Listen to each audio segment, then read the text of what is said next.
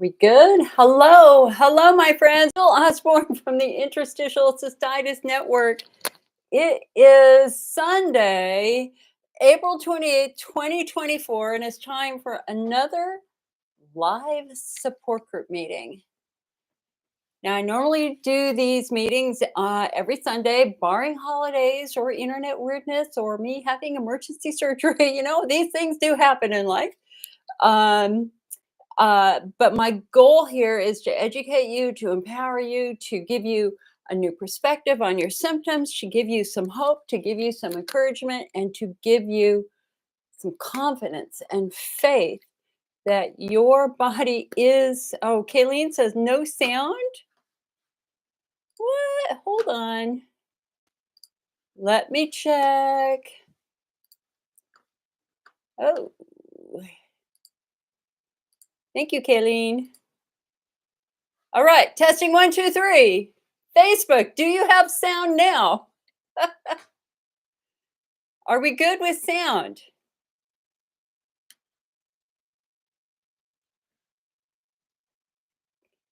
Got it. Yes. Excellent. Girl, thank you so much for being here and for telling me that because I had set it to the wrong microphone. All right. So, just to back up a wee bit there, today is Sunday, April 28th. It is time for another live IC support group meeting. My name is Jill Osborne. I'm the founder of the Interstitial Cystitis Network. And I am the national IC support group leader here in the United States. I've been doing live meetings now for many years, and I've been doing support groups for 30 plus years, 31 years this summer. My purpose in doing these meetings is to make you so strong, so knowledgeable, so informed that no one can mess with you. I want you to carry hope in your heart. I want you to understand that maybe this really isn't an incurable disease for you. Maybe it isn't. Actually, we now know that bladder disease is not usually found in most IC patients, blowing away that perception from many decades ago that IC was an incurable disease. Well, now they've had a really good chance to study the bladder lining, and guess what? There's no disease in most of us. The patients who have an active disease process are going to be patients with Hunner's lesions. Kayleen says, I believe you do more of an. Oh, thank you, hon. Thank you. So I want to, hello, Donna, hello, Angel, hello, Deborah on YouTube, hello, Lori, hello, Gay. You guys, so nice to see you. Now, normally when I do these meetings, I always do a little 30-minute intro, and there's just actually one thing I really want to talk to you about. And this is somewhat of a delicate conversation. Have you given up? Do you believe that you will be in pain for the rest of your life? Do you believe that this is your fate in life? Do you believe that God has cursed you to a life of pelvic pain? I did. It's exactly how I felt. I didn't understand why I had so many pain conditions, the IC, the vulvodynia, the TMJ, the IBS. I was baffled. I was confused. But I was also in agony. And it doesn't help when there are people in our lives who go, oh, Jill, haven't you gotten better yet? What is wrong with you? The roll the eyes, the moments of disbelief, the moments of, I can still remember I can still remember when I got out of college and I announced to my family that I wanted to be a writer, and the answer was, "When are you going to get a real job?"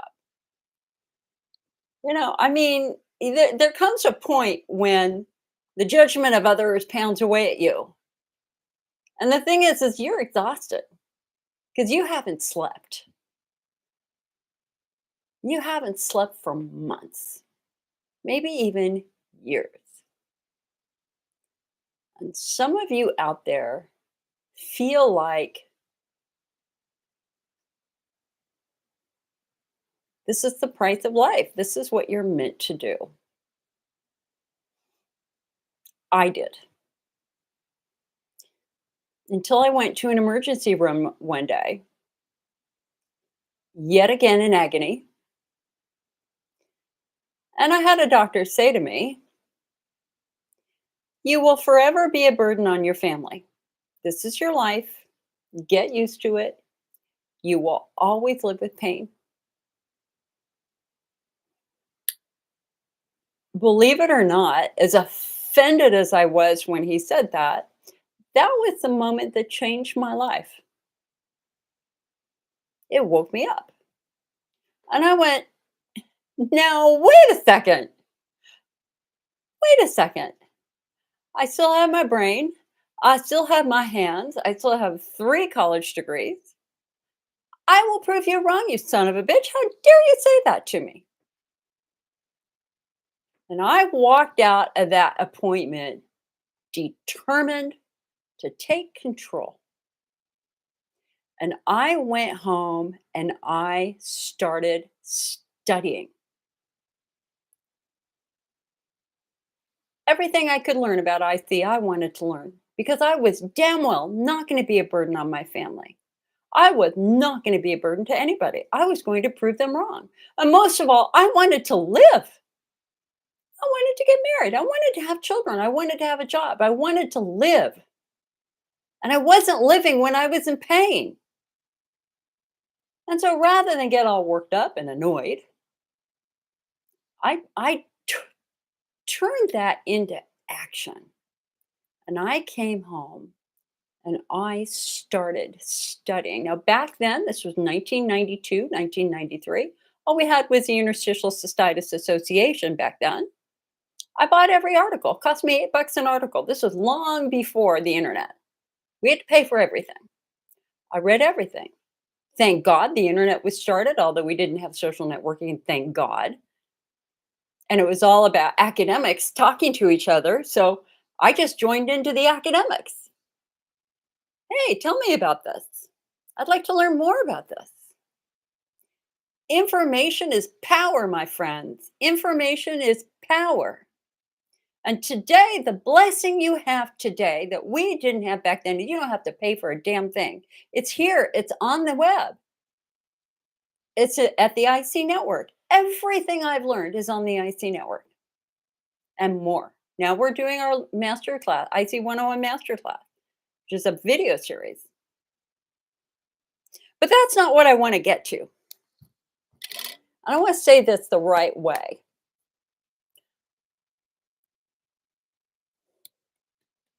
Finding the right words is hard.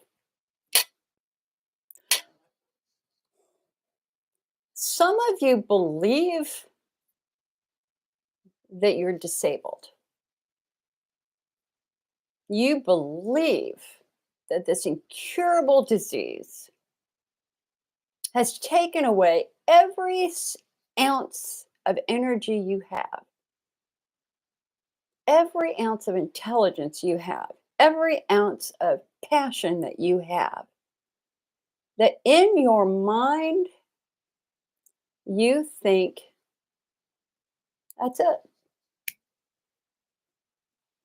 Now, my job as a support group leader is slap you across the face in a nice, positive way and say, "Stop it. Stop it. If you can talk to me on the phone, then that tells me you have a working brain. If you can make doctor's appointments, that tells me that you are able to do things. If you can spend some time reading an article, that tells me that you've got it. You just don't believe in yourself. You just don't believe in yourself." So if somebody said to you right now, "You're going to be a burden on your family for the rest of your life," what are you going to do to prove them wrong? What are you going to do to convince yourself that you can do it? Now, it's really hard. Listen, when you're in pain, you want somebody to come rescue you. It is hard to pick up the phone. It is hard to drive to the doctor crying because every bump in the road hurts. It is hard over and over and over again to ask for help. You're exhausted. You want somebody to come in and rescue you. And it's wonderful when you have people who can do that. It's wonderful when you have a doctor who will give you a hug and listen. It is wonderful when you have a family member who will take you to the doctor. It is wonderful when you have a friend that you can talk on the phone to vent to, like my best friend Sheila. But in the end, you can do it. You can do it. Everything I've done, you can do. I'm no different than you. I'm just stubborn. If somebody tells me no, I go, oh, hell no. I'm going to prove you wrong. And so I want you to change the way you're talking to yourself. Instead of saying you're damaged goods, I want you to say you're hurt. You're injured. You're injured.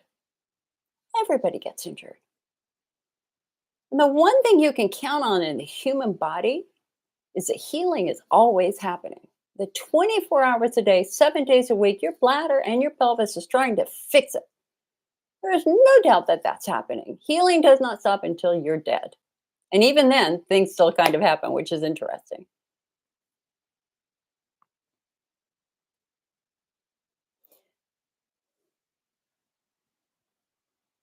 If somebody said to you, you will always live in pain,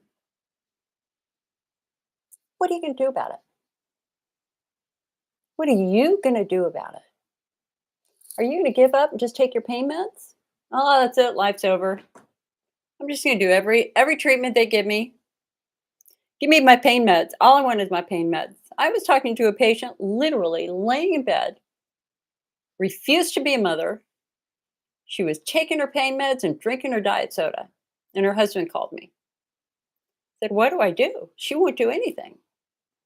To make a very long story short, I talked to her. She said, Jill, I don't care. All I want is my pain meds and my diet soda. She had checked out, completely addicted to soda and to pain meds. It is your responsibility to create an environment that will support healing. That's it. It's your responsibility. If you want to feel better, you got to do the right things. If you're hurt, we got to protect the injury. If you got tight pelvic floor muscles, then we got to do the physical therapy and you got to do the internal work and you got to stretch and you got to get yourself up off of that couch, up out of that bed if you can, and start moving a little bit because the human body is designed to move.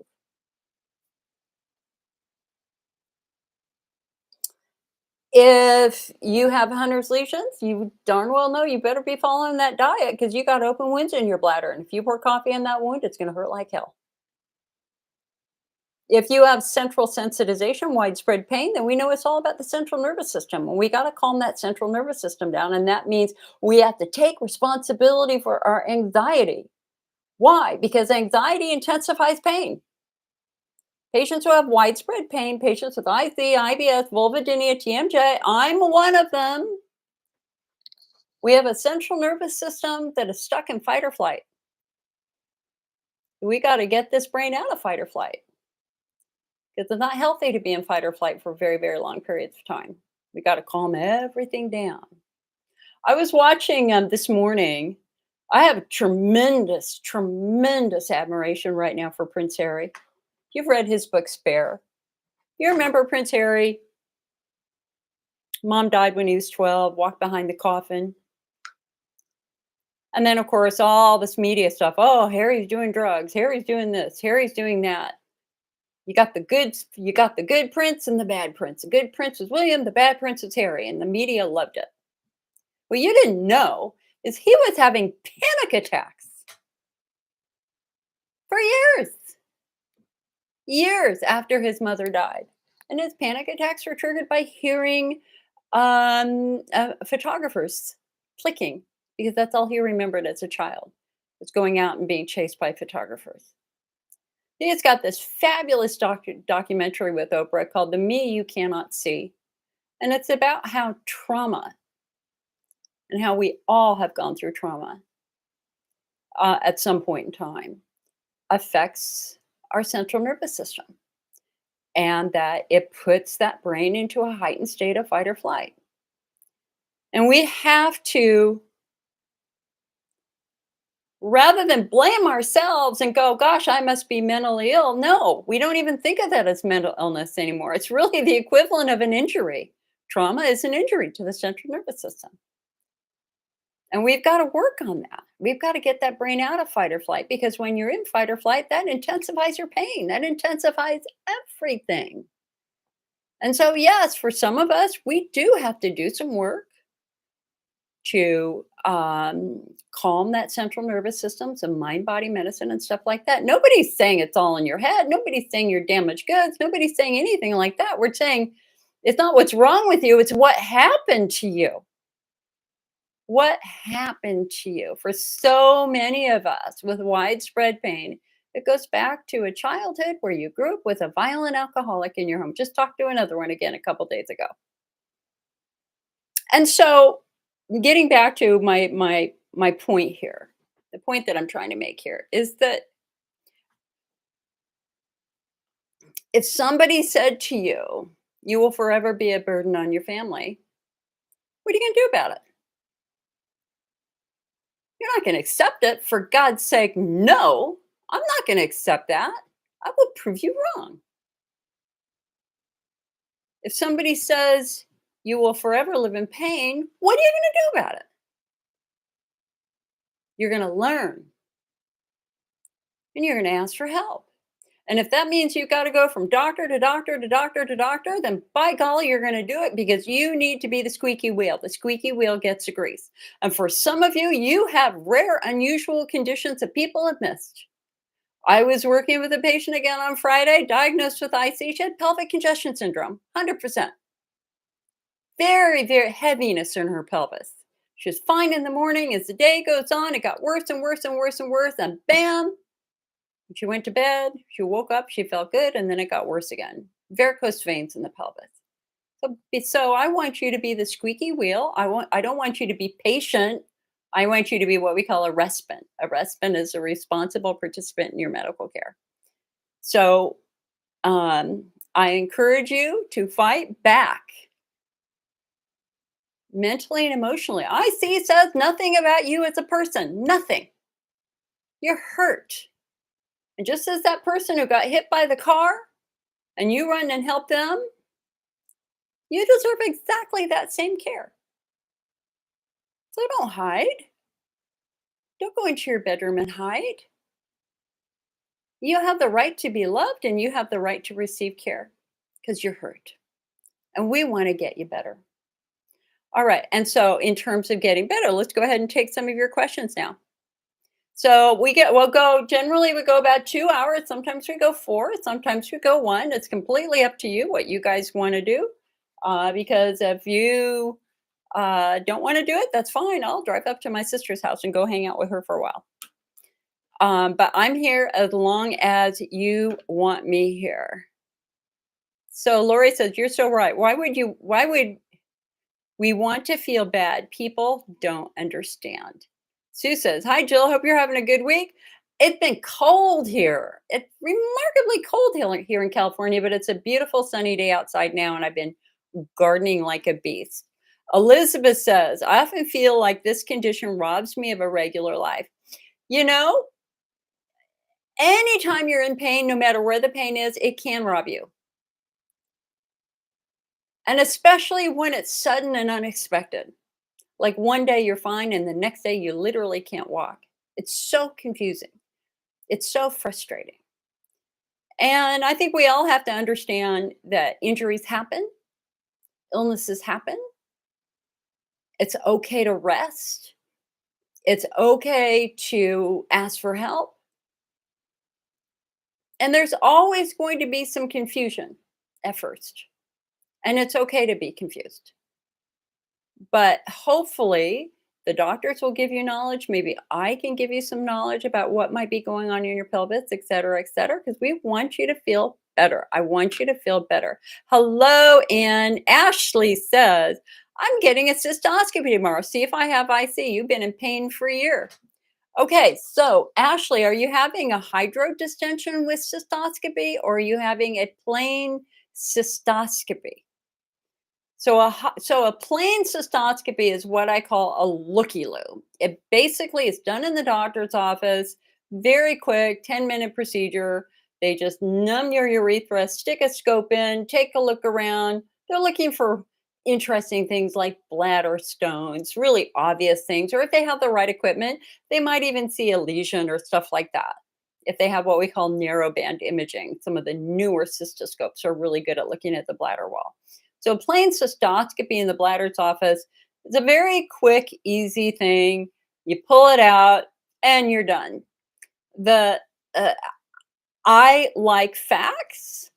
If you've been in pain for a year, as you said you have, it's important to let somebody look at your bladder. And that's what our guidelines say. Is if the diagnosis is in doubt, if that patient is getting worse rather than better, for goodness sake, we want to look in their bladder and see if there's anything funky going on, because funky things can happen in the bladder, like a bladder stone. You never know. I mean, there are a number of things that can actually be happening in the bladder that we want to look at, especially if you were a smoker, because smoking is the number one cause of bladder cancer. Now, the good news here is that bladder cancer is the easiest cancer to treat if you catch it quickly. It's usually very, very easy to treat. So the plain cystoscopy, wouldn't worry about it at all. Ashley, the only thing I'm going to tell you is the first couple of times you pee afterwards are not going to be fun because it stretches your urethra. So you kind of have to bite your lip and pee. That goes away fairly quickly. But anytime you put an instrument in the urethra, that's going to stretch that little tube, and that little tube is not going to like it when you try to urinate afterwards. Now, there's a different test called a hydrodistension with cystoscopy. That's for a much closer look at the bladder wall. And this is done in the operating room. This is always done under anesthesia. Why? Because they're going to distend your bladder with fluid. What's the most painful thing you can do to a hollow organ? Stretch it. Think about how your bladder feels. How your stomach feels. If your stomach gets really, really full, it hurts. Well, if your bladder gets really, really full and it stretches it, it can hurt. That's why hydrodistension is done in the operating room under general anesthesia. This will allow them to take a much more closer look at the bladder wall. It will allow them to really clearly identify Hunner's lesions, provided that the doctor is trained to do that, because sometimes they can be tricky to recognize. And it will allow them to do a biopsy. If they see something funky they want to look at, they can take that tissue sample. And it would allow them to do some testing. Or some treatment. So if, for example, you had something bleeding in your bladder, they could cauterize that. They could, what we call, fulgurate it. If you had a Hunner's lesion, they could inject it with a steroid. Or if they wanted to do Botox, they could do Botox in your bladder with a hydrodistension. Now, the hydrodistension, too, the biggest challenge is going to be pain afterwards. That pain. Now, some people, especially my old support group, if you had a really, really, really good urologist like we usually did, you could go to dinner afterwards. Others would be in bed for a week. It just depends upon how much they stretch the bladder and the kind of that experience and finesse level of that doctor. Now, here's the thing, Ashley, and this is important. If they look in your bladder and they see nothing, and you're going, how is that even possible? I am paying every 15 minutes all night long. I am in pain. How could I possibly have a healthy bladder? Because that's what I thought. I was like, wait, you don't believe me? And of course, you get that old kind of eye roll from some doctors. It's like, no, I'm really in pain. Okay, here's the good news. If you have a perfectly normal bladder, we're going to celebrate that. Great. Excellent, because I have a healthy bladder too. But what that means then is we now have to look beyond the bladder. We have to look beyond the bladder to what could be causing your symptoms. And for 85% of you, it's actually going to be a problem with muscles or nerves. Did you hear that? Did you hear that statistic? 85%. 85% of IC patients are now believed to have a neuromuscular disorder.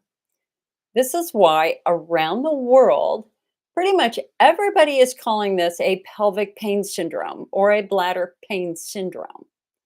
The term interstitial cystitis is going quickly. It's not used in Europe anymore unless that patient has Hunner's lesions. And we have a brand new editorial put in the Journal of Urology where they too are calling for this separation. So don't get immersed by this diagnosis of quote unquote interstitial cystitis, because our national guidelines produced by the American Urology Association call it a pelvic pain syndrome. The only reason we're clinging to the name interstitial cystitis here in the United States is because we have Social Security disability guidelines. And the concern is if we stop using the name, people will lose their disability insurance.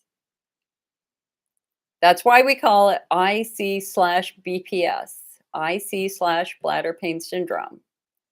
But for the rest of the world, pretty much it's bladder pain syndrome or chronic pelvic pain syndrome. Interstitial cystitis is an old name created in the 1920s or 30s when they thought it was a flaw with the interstitial layer of the bladder. And there is something called interstitial cystitis, interstitial lung disease, where that is a problem with the interstitial layer in the lungs. Not true in the bladder. The bladder, that has already been debunked. That was debunked 50 years ago. So get ready. The term interstitial cystitis is going to not be used much longer. It'll probably be gone in 10 years, maybe even 5 years. We'll see. Okay, so again, we're simulcasting. When I'm looking here, I'm looking at Facebook. When I'm looking over here, I'm looking at YouTube. So over on YouTube here, Zahir says, I'm not doing good today, but trying to stay positive. Excellent. That's what we want to hear. Remember your favorite affirmations. My favorite affirmations that I say virtually almost every day because I have challenges just like you guys do. I can do all things through my faith, which strengthens me. I believe. I believe in spirit. I believe in faith. Whatever religion you have, even if you're agnostic, even if you're atheist, saying I can do this. I can do this is a great way to prepare your body, your brain to try to do that and to be successful at it. If you always think the negative, oh, I'll never be able to do that. Well, you're pretty much giving yourself a poor self-fulfilling outcome. But if you say, I can make that drive to Chicago. I can make that drive to San Diego. I can make that drive. I can go 100 miles when you haven't done that in a decade or 20 years. Tell yourself you can do it. Or my favorite, be bold and mighty forces shall come to thy aid. Be bold. I can remember, when I was first getting involved in the IC world, I was bold. I just called everybody.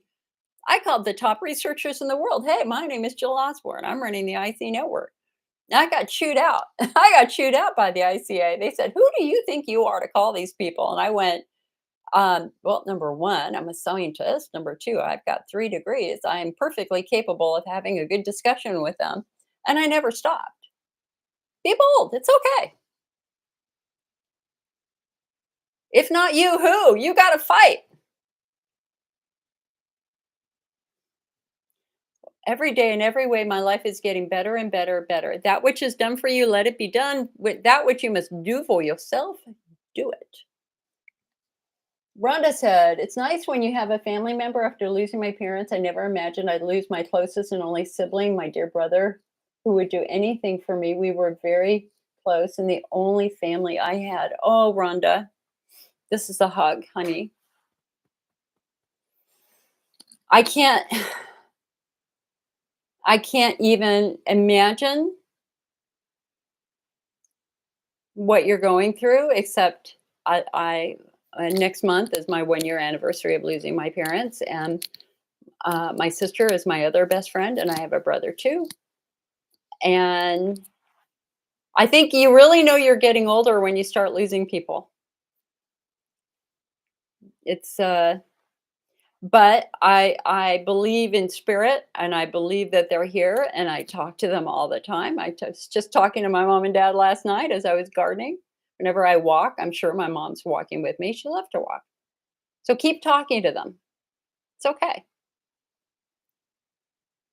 Donna says, always remember you are enough. Jennifer says, what is the relationship between vaginal estrogen atrophy and painful bladder syndrome? Huge relationship. So, Jennifer, we call this the genitourinary syndrome of menopause.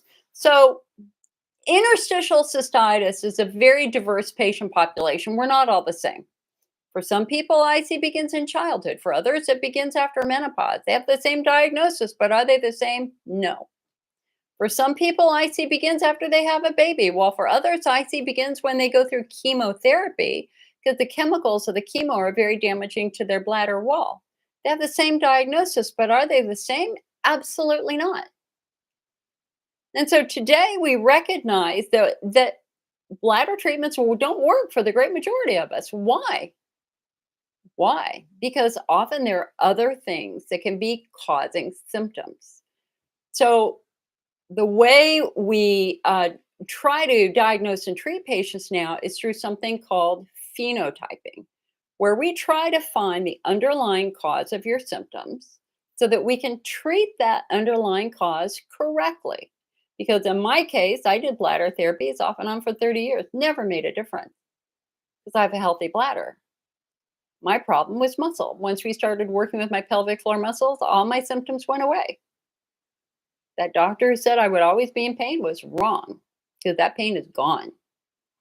So, in the case of estrogen atrophy, that is going to affect the bladder wall. So, think about your bladder for a moment. It's the only organ in the human body designed to hold toxic waste, right? Because urine is body waste. Urine contains ammonia and urea and all sorts of other uh, irritants. So, how does the bladder protect itself? How can the bladder hold ammonia for hours and hours at a time and not get damaged? It's a real evolutionary marvel because it turns out that your bladder is wet on the inside, that there is a really thick, robust coating of mucus. And that mucus acts as a barrier. It protects the more fragile umbrella cells of the bladder wall from all the irritants in your urine and also from bacteria in your urine. So the thicker the mucus, the stronger your bladder is, and the more able it is to defend itself. But here's the problem, that mucus is estrogen dependent. So when you're young and have lots and lots of estrogen, you have lots and lots of mucus. But if you're taking Lupron, which for endometriosis, if you're on strong birth control, or you just happen to be getting a little bit older, like hello, me, your body does not produce the estrogen anymore as much or very little. Therefore, your mucosal layer is getting thinner and thinner and thinner. That is not a disease. There is no disease happening in these patients. That is just thinning and dryness. And so, where are you going to feel that? In the vagina, on the vulva, in the urethra, and in the bladder. And the urethra is kind of the canary in the coal mine. It's often the urethra that starts screaming the most first. That happened to me when I was 52. It felt like there was a drop of urine stuck in my urethra that would not come out. It was very, very irritated. And, listen, my IC self-help skills are really good. Obviously, I've written the IC network. I threw everything I could for months at this urethral irritation. Nothing worked. Finally, out of pure frustration and pain, I threw myself on the mercy of my old urologist, Dr. Mark Klein. He took one look, like literally, visualize this. I'm literally laying on the table with my feet in stirrups. He is between my knees. I'm looking at him. He's looking at my, you know what. And he goes, Jill. And I'm like, what? What I do? What I do? And he goes, didn't you use the estrogen cream I prescribed for you last year? And I very meekly went, no. And he goes, why? And I said, because in my brain, I'm 25 years old and I can't possibly have an age related issue. And he laughed because I still feel that. And I'm 63 now and I still feel 25. Anyway, he goes, I saw this happening last year. Honey, you're in estrogen atrophy. That's why your urethra is on fire right now. That's why you feel like there's urine that won't come out. And he gave me a new prescription and he had me rub a pea-sized drop right into the entrance of my urethra. And within 2 weeks, it was gone. And if I forget to do it, it comes right back. So I'm very invested in trying to keep my skin healthy. So, getting back to your question, what's the relationship between vaginal estrogen atrophy and painful bladder? Is that estrogen atrophy doesn't just affect the vagina, it affects the urethra and it affects the bladder too. And that's not a disease. That's just what we call the genitourinary syndrome of menopause. And the way that you treat that is by giving that skin estrogen. When you give that skin estrogen topically in a cream, it immediately plumps up and starts to produce mucus. That's the most natural thing you can do. There's nothing as good as your own natural mucus. We call it the mighty mucus. So using that topical estrogen will help your urethra, will help your vulva, your vagina, and your bladder. Now, there are some of you who are very, very afraid of topical estrogen because of all the misinformation that was put out about 20 years ago that had people panicking that all estrogen would give them cancer. If you do a little bit of research, you'll see that the research shows that topical estrogen is indeed remarkably safe because the estrogen does not travel to any great degree throughout the body, it stays right in the skin. And so there is now a movement led by Dr. Ashley Winter and Dr. Rachel Rubin and Dr. Jennifer Gunter to reverse that. And let's get these women back on topical estrogen so that you're not suffering with these urinary symptoms. This was what we dedicated last year's IT Awareness Month to, is I want to find those millions of women who are told that they have an incurable bladder disease when they don't. It's just estrogen atrophy. That's it. There's no disease. It's just estrogen atrophy. And topical estrogen can help tremendously. Now, the other consequence of being low in estrogen and losing this mucus is you could get more infections. Definitely. Why? Because the bladder can basically, I mean, the bacteria and the fungus can immediately reach the bladder wall and infect the bladder wall. It doesn't have this barrier of the mucus. And so if you have 2 infections in 6 months, 3 infections in a year, you are considered a recurring UTI patient. That is not a simple UTI, that is a complex UTI. And generally, what they will do is, in addition to giving you antibiotics, they will also make sure that you're using estrogen to try to get that skin as healthy as possible. Jennifer says, my GP doesn't want to give me estrogen cream due to me being 62. Do all doctors refuse to give the cream to my people? What? Jennifer, I'm 63. I'm a year older than you, and it's a no-brainer. That's baffling to me. That's absolutely baffling to me. Now, what I will say is recent research has shown that oral estrogen, if you so let's just say you're in your late 40s, 50s, and menopause is hitting you like a beast. You're having massive hot flashes. You're unable to sleep at night. You're very, very emotional. These are what happens when estrogen levels go up and down like that, right? And so for women who are really, really suffering with very, very severe perimenopausal symptoms, they will often put them on oral estrogen for a period of time and then maybe gradually taper off to try to ease those symptoms down. So with oral estrogen, the rule is you can do that before the age of 60, but after the age of 60, they really don't want you to start oral estrogen. But that does not apply to topical estrogen at all. Topical estrogen, again, with the research in the last 5 years, has been shown to be remarkably safe, remarkably effective. And so, is I don't know, it's that's your primary care provider. I think a gynecologist would be more up on that safety data, because it's just so incredibly important to keeping that skin healthy. Again, especially if you're suffering from recurring UTI, the problem isn't the bacteria. The problem is you're more vulnerable to UTI because your skin is so dry. We got to get that skin as healthy as we can, and that's what we do with topical estrogen. I would encourage you to Google um, genitourinary syndrome of menopause. Actually, I built a website on it. If you just go to bladderhealth.org, bladderhealth.org. So that's a website that we used to do next generation DNA testing on that website, but we're done with that now. So now we're moving over for the next several years to doing estrogen atrophy. So bladderhealth.org. Jennifer, you are very, very welcome, and you are absolutely not alone. Absolutely not alone. But we have a real problem here, and that is if you go back 20, 25 years when this whole fear about estrogen and cancer came out, they've now acknowledged that that was somebody's gross misinterpretation of research numbers. And they were like saying, I mean, this isn't factual because I don't remember the exact numbers, but let me just say it like this. Let's just say that a medication has a 20% shot of giving you cancer. Would you take it? The answer is probably no. That the odds are pretty high.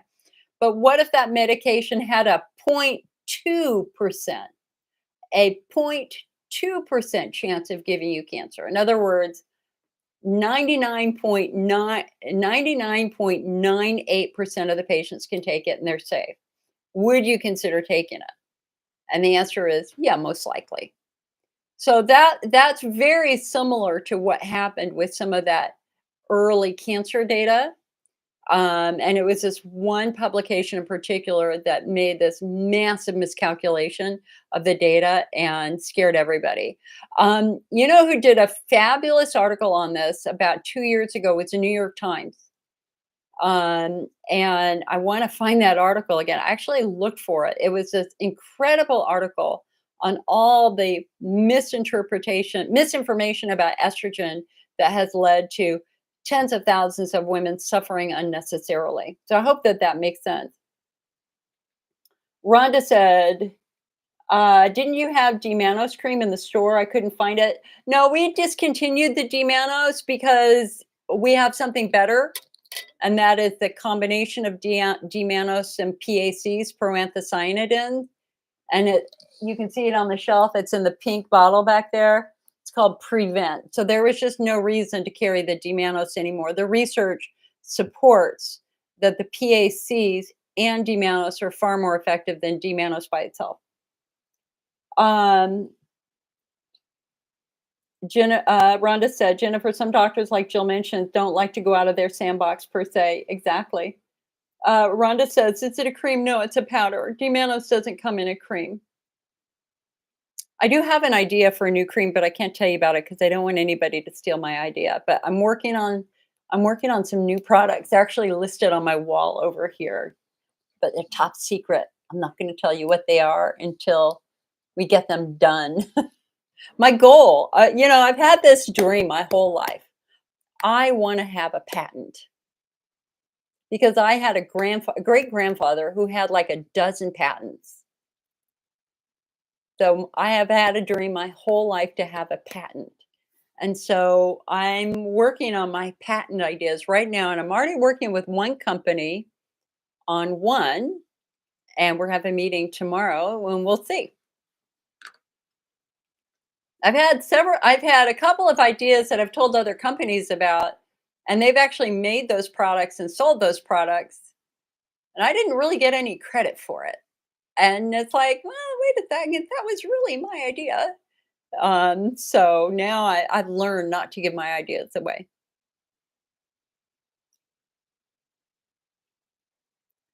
All right, hold on one second. Let me check your Facebook. Sue says, I've had painful bladder for 40 years. I've tried one thing after another. I never quit trying. I was a mother. I had to be there for my kids. Don't give up. Ask the right questions. Find the right doctor. There was lots of setbacks and bad doctors. Don't give up before you even get started. Every enjoyable thing from my past has a pain number attached to it. Can I say that today there are days that I don't have pain numbers attached to them anymore because I finally got diagnosed. I am doing the work. I have to keep doing the work. And it's fair to say, Sue, because you've shared your story many, many times. A big part of Sue's symptoms began after she fell off a horse and had a really, really bad injury from that. And that injury caused a lot of pelvic pain that people thought related to the bladder. And now that they've actually found that injury, and now that they're actually working on muscles, I mean, there are multiple things going on in all of us. But Sue is a really good example of why we don't want to give up. Lori said, and one of the things I always say to patients is listen, if your pain is always in one spot, every single time it's there on the lower right side. You got to ask the physical therapist and ask your doctor what structure is in that and is in that location. So who is it? I was working with somebody. What was she had pain in the lower right side of her bladder, and then she had pain in the upper left side, like up by her, oh, like way up by past her hip. And she was kind of mixing them all together. And I'm like, don't do that. Let's don't do that. We got to understand the anatomy here. So that pain, that high up pain, that's not your bladder. Your bladder isn't up there. That's something else. But that pain in the lower right hand side, what is that? Is there something on the lower right hand side of your bladder, or is there a muscle on that lower right hand side that is, do you have a trigger point or something right there? And then the other thing too, I remember that conversation because we were going through the subtypes, and I went, do you ever have any pins and needles or areas of numbness? She's like, no. And I said, okay, do you have pain when you sit down that gets better when you stand up? And she goes, I'm exactly the opposite. I have pain when I stand up. When I sit down, it all goes away. My pain gets worse if I walk. When I sit down, it goes away. So that's fascinating. So what is that telling us? That's telling us two things. That gravity matters. That when she stands up, something is pushing down onto a nerve. And when she sits down, it's relieved. And that's very unusual for the typical IC patient. For the typical pelvic floor patient, it's pain when you sit down that gets better when you stand up. Um, Zahra says, the estrogen cream was causing me burning. I've not been through menopause yet. I'm 40 and my estrogen was normal in my blood test. So, hun, the blood test is fairly meaningless when it comes to your skin health. Um, the, because how do I want to say this? There's there's not a lot of blood supply necessarily down there in your skin. And so really it's eyeballs on the organ. It's eyeballs on your skin. A doctor can look at your skin and see characteristic signs of atrophy developing or dryness developing. And actually, even though you can't see it with your naked eye, they can see it. And it's a series of lines. Like, think about, like, I have this stupid neck thing going on right now. Oh, if only somebody had told me in my 20s to put sunscreen on my neck. Telling all of you younger women, please put sunscreen right here. Don't just put it on your face, put it on your neck. Okay, so this thing that happens to our neck with as we get older, imagine that happening kind of in your vagina or on your skin down there. Slowly but steadily, things start to change just a little bit as you get older and drier. So the fact that the estrogen cream was burning says two things. It says number one, you were either really, really dry. That's very common for estrogen cream to burn. Very common at first. But it's not burning you as much as it's telling you that your skin is very, very dry. Pretty much anything you put on that skin is going to burn. So, but every subsequent time you use it, the burning gets better and better and better. And so it takes about 2 weeks to work your way through that burn. Okay, now hold on a sec. I'm getting a little error message here. What is that all about? Oh, no, that's not an error. Okay. Um, so concept number one is that your skin was very, very dry. That's why it was burning. Or concept number two is that there was something in that estrogen cream, usually an alcohol-based preservative, that was just tweaking your skin down there. And that's why I see patients and those of us who are very sensitive, we do better with a preservative-free estrogen cream made at a compounding pharmacy. So Donna says, Jill, will you speak to why they are changing the formula for Cystomend? Well, so Cystomend is one of the products produced by Natural Approach Nutrition. This is a company that I have tremendous amount of respect for. They're very dedicated, determined. They're master formulators. They're and on any given day, they're always trying to make something better. And that's what they're trying to do with Cystomed. They've added a few more ingredients. They've kept the important ingredients, but they've added a few more ingredients like PEA. And I think there's a little bit of D-mannose now in the new formula, maybe. I mean, we just literally, I haven't even held the bottle in my hand yet. I think we got it like 10 days ago.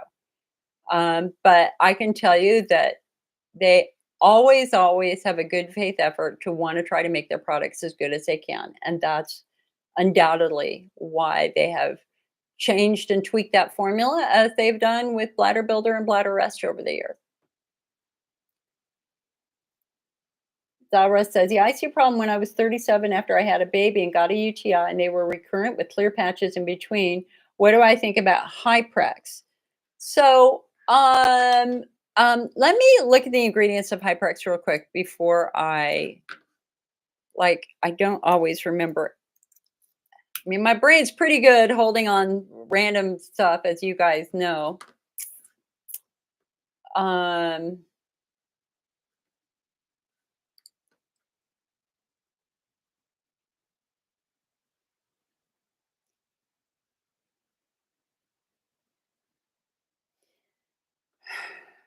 so Hyprex is not a traditional antibiotic. It is methenamine, and methenamine they believe has a protective effect for people with chronic UTIs. Um, it's not mentioned in the IC guidelines. It's a treatment for IC. Um,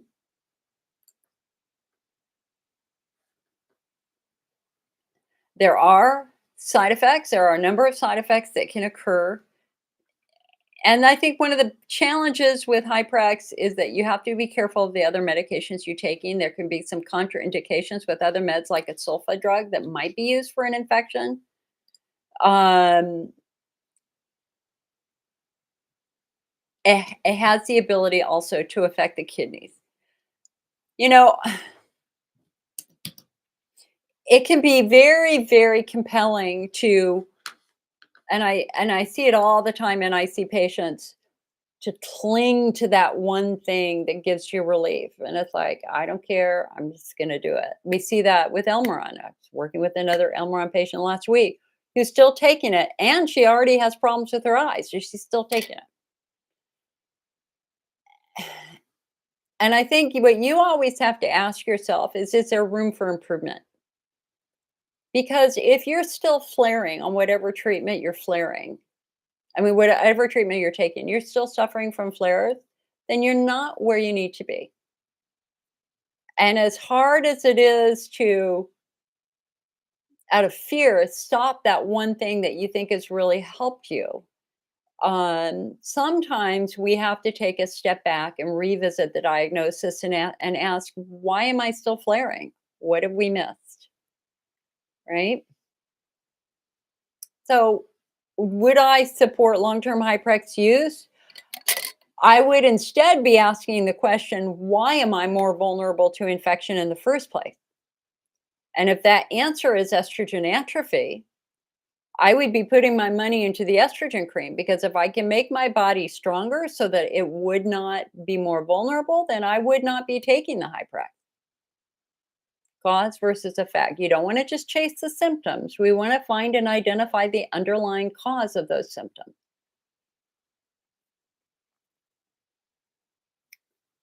And Zara, the fact that your symptoms happened after having a baby is not at all unusual. That's actually very common in our phenotype number 3, pelvic floor driven. It's remarkably common, and usually it's a result of a muscle injury in delivery. That something has affected those muscles in delivery, and so I would also want to know what's going on with your muscles. Jennifer says, I was prescribed amitriptyline. It's working well, but it is an anticholinergic med, which is a concern. Absolutely.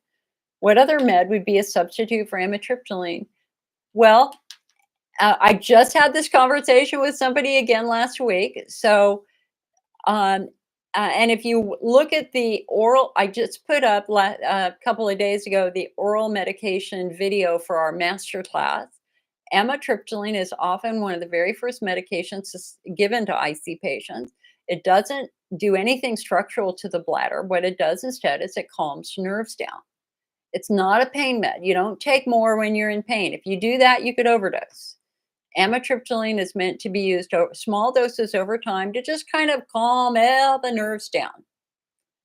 The challenge with amitriptyline is that it comes with a multitude of side effects: dry mouth, dry eyes, weight gain. We call it the Eleville 20.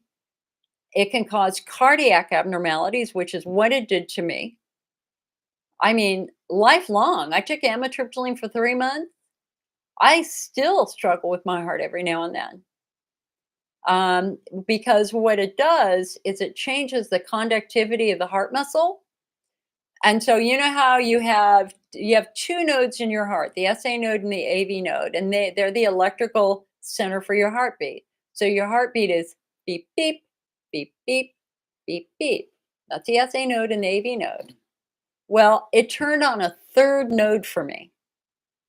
So my heartbeat for a decade was beep beep beep, beep beep beep. And sometimes it would be beep beep, beep beep. Big beats when two beat together. Scared the living daylights out of me. I still get that every now and then. Thankfully, I'm on low pressure now. They finally gave me a low pressure. I feel much better on low pressure. That was all from taking amitriptyline for 3 months. Okay, last but not least, amitriptyline is an anticholinergic medication. Anticholinergic medications, if used every day for 3 years, substantially increases your risk of cognitive decline and dementia. And that's not just in older folks, that also in younger folks. They have tracked the cognitive decline in people in their 20s who are taking the meds. And so there is now a very clear trend to remove anticholinergic medications from our daily lives, because we want to maintain cognition as long as we can. And especially if you're over the age of 50, they really don't even want to start you on anticholinergic medication. Our problem is having alternatives to those. And our problem is that health insurance companies want the cheapest way. And the cheapest way is the anticholinergic. So be damned the consequences. This is the medication we're going to give you. So this is the medication you've got to take. And they don't care if it affects your cognition. Well, we have to care. So you're going to have a chat with your doctor about what you're trying to accomplish. So for example, if we're using that to calm the nerves to control frequency urgency, most patients have transitioned to a medication called Mirabegron or Mirabegron, Mirabegron. And the brand name is Mirabegron, which is Myrbetriq. So that is a medication, Jennifer, that you could transition to very, very easily. And that would and it has a good track record of reducing frequency urgency without the side effects. The flaw with it is it's more expensive than the amitriptyline. This is one reason why supplements are so popular, and they're popular with the American Urology Association. If you followed our guidelines for IC that were first issued in 2011, they were revised in 2014, they were revised again in 2022. They list medications and they talk about medications with respect to their risk of adverse events. And so in our guidelines, they flat out say, please try the supplements, which don't come with the same burden of side effects. They want you to try the supplements before you try the traditional medications that have far more side effects. Of course, the challenge with AUA is that they're not going to mention brand names at all. They're going to talk about calcium glycerphosphate, which is pre-leaf. They're going to talk about some of the ingredients, but they're not going to give you brand names. So if you go on over to the IC Network shop, you can see the brand names there. If we're going for coating the bladder and trying to protect the bladder, it's going to be Bladder Builder, Bladder Rest, Cystomend, or Cystoprotect. If we're trying to soothe the bladder during a flare, it's going to be Allopath. And if we're trying to calm nerves down, it's going to be Piora. Those are the top supplements that we have right now that are used quite successfully by most, but certainly not all patients, because we're also all very, very individual. So what works for one might not work for the other and vice versa. Lori says, went to the OBGYN. He gave me a suppository with a pill in the application. Does this work well? I take 1 milligram estradiol by mouth. Yeah, it was probably a vaginal Valium suppository.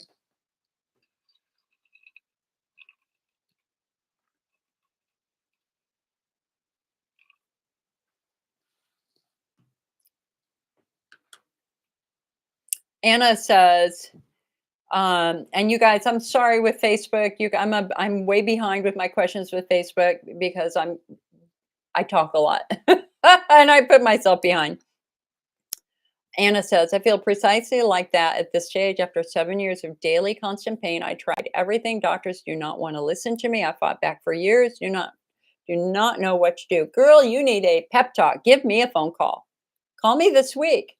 You can see my number back there, 800-928-7496. Let's try to phenotype you. Let's see if we can find the underlying cause of your pain. Because clearly they haven't. If you've been in pain, daily constant pain for 7 years, they have missed it. And what our national guidelines say, if you're not responding to therapy, if you're getting worse rather than better, stop what you're doing, take a step back and revisit the diagnosis. And this is where phenotyping really shines, because you need to be phenotyped properly. Anna, hold on one sec, because I'm not sure if you're still here or not. She's in Belgium.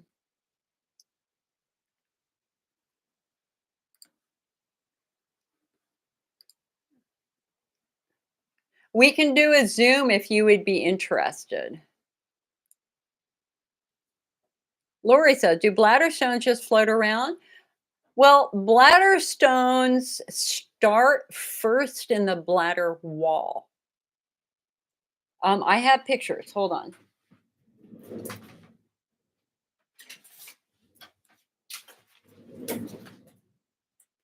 Let me see if I have a picture right here I can show you of a bladder stone.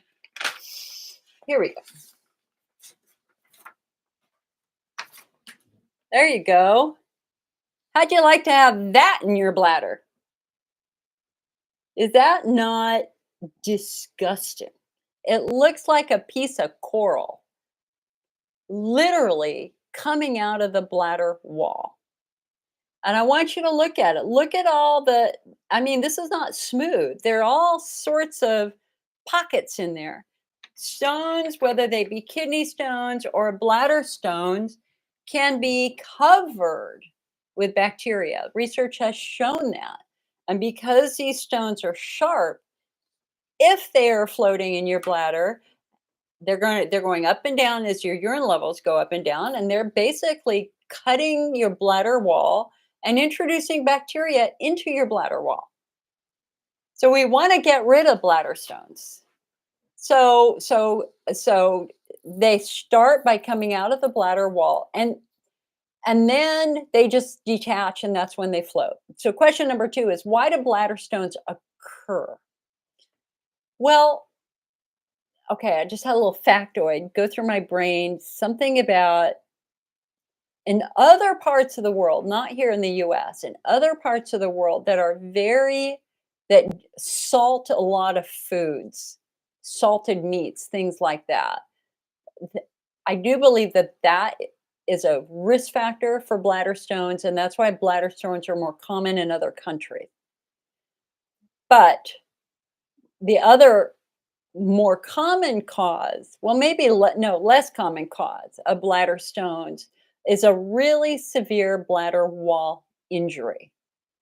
So in this case, this came from a client that I was working with who,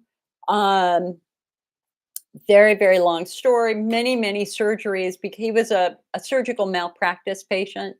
A surgeon botched his initial prostate surgery, left him with gangrene in his prostate. He had to have like I don't even know how many many surgeries to try to find the problem, fix the problem. Anyway, in his second to the last surgery to try to fix this gangrene, again, not IC, was a surgical error patient. They left a bleeder in his bladder and they sent him home, and his bladder filled with blood clots. So he goes back to the ER, emergency surgery, and literally they've cut him open to look at his bladder, and his bladder goes, it just opened and all this blood shot out. It split in two. Shocked everybody. So then they had to sew his bladder together, and where that wound was is where the bladder stones came out, because severe wounds like that interrupt some sort of calcium metabolism mechanism.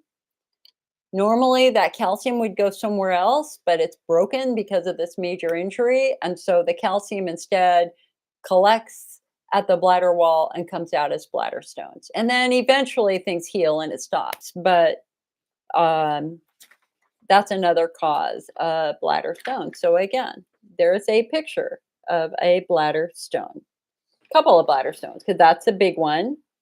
And then here's a smaller one. And you can see there's more right here. Let me tell you, that guy's life has been affected. Since we're showing pictures, let's just show. D says, can bladder stones be seen on MRI? Yeah, I think so. Let me show you another couple pictures just for fun. Okay, so in the old days, we thought this was IC. These are called petechial hemorrhages or glomerulations. And so for many years, starting in 1987 with some research guidelines, for a patient to be diagnosed with IC, they had to either have Hunner's lesions or have this in their bladder. But you might be surprised to know this is thrown out. Absolutely thrown out, because guess what? This happens when you do a hydrodistension. And so shortly after 1987, we had a researcher who took a number of women scheduled for a tubal ligation who had no bladder symptoms and said, hey, can we look in your bladder? And they were like, sure. This is what they saw. So this is now considered a remnant of the procedure itself. So if somebody told you have petechial hemorrhages or glomerulations, just know our guidelines say that they're meaningless and they're not unique to IC. If you want to see a Hunner's lesion, so this is a great picture of a Hunner's lesion right here. So a Hunner's lesion is a very dark red area that has arms radiating out of it. And if you biopsy a lesion, you see very, very severe inflammation. There's a biological war happening at that site. So here's another one, center area, center area, center area. I mean, obviously, this is very, very different from this. And of course, now we have much clearer evidence as to what causes a Hunner's lesion because of the new viral studies that the Epstein-Barr virus and the polyoma virus have actually been found in the urine of patients who have these, and those are already associated with infecting the bladder wall in patients who are immune compromised. So I thought you'd find that interesting. Okay, here are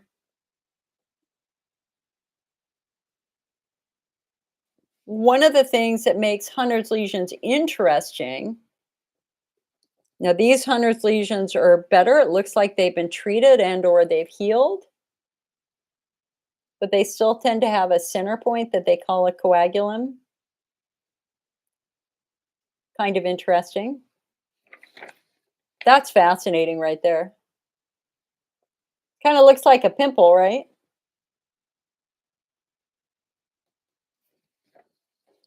And then last but not least, this is fascinating. Look at this. You know what this looks like? This looks like rice noodles. It's this mass of of white tissue that kind of looks like noodles. It kind of floats in the bladder. What do you think that is? Any guesses what that is? That's cancer. That's one of the ways that bladder cancers present is this white mass, just kind of like seaweed, just kind of floating back and forth because what is cancer but cells that are growing when they're not supposed to be growing, that the cells are growing out of control. So that's what they like to look for when they look in the bladder during a cystoscopy is look for bladder stones and look for bladder cancer. And but if you got a healthy bladder, power to you. That's great. Embrace that. That's a success. Now we have to look beyond the bladder and try to figure out why you're having symptoms.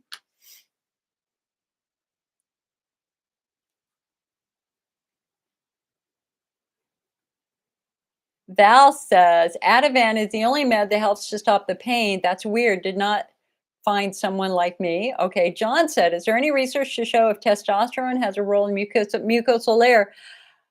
John, yeah, I haven't seen it, but I was just reading something else about testosterone, like last night. Hold on a sec.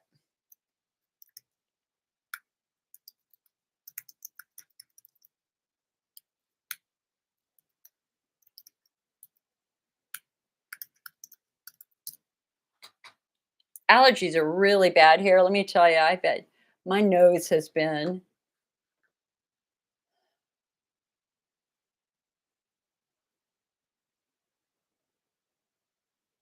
uh, testosterone plays a significant role in bladder and urinary sphincter function. Okay. Ooh, ooh, ooh, ooh, ooh, ooh, ooh. What's this? This is interesting. Hold on.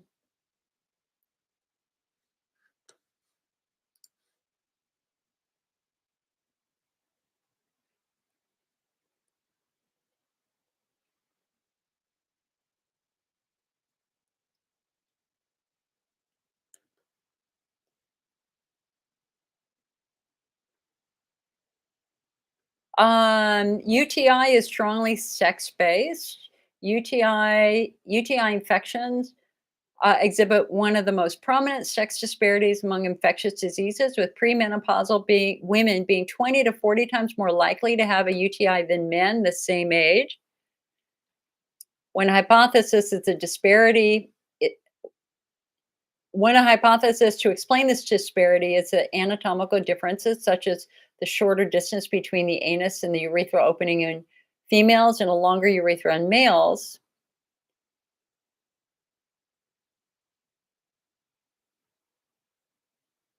By contrast, male infants under 6 months of age are approximately twice as likely to have a UTI than female infants. Hey, hon, you know what? Hold on. John, I'm going to give you this link. I got to save this. Wow, this looks like a great. Let me just go down to the.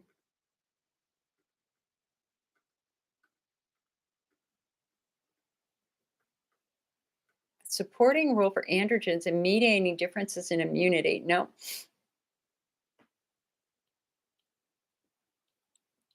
Sorry, my nose is real runny. Bladder cancer is sex-based.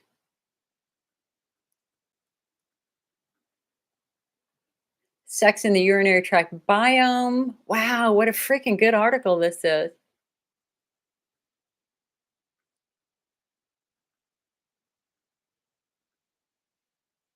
Men and women experience different susceptibility to morbidity from infectious and non-infectious diseases.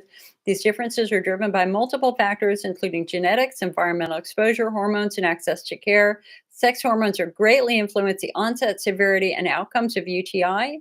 Sex chromosomes and hormones independently modulate the development of bladder cancer, and the urinary microbiome itself is influenced by sex. Given that disease development, susceptibility, and immune responses are shaped by the levels of circulating hormones in both sexes, hormone manipulation may represent a viable target in diseases of the urinary tract. Hold on, I got to print this out. This looks, well, 48 pages. Oh, do I want to print out a 48-page article? Uh,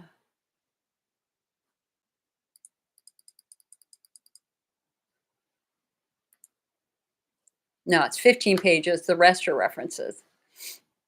Here, I'll print this out. That's a start. I will try to get an answer for you, John. I promise, because that's important.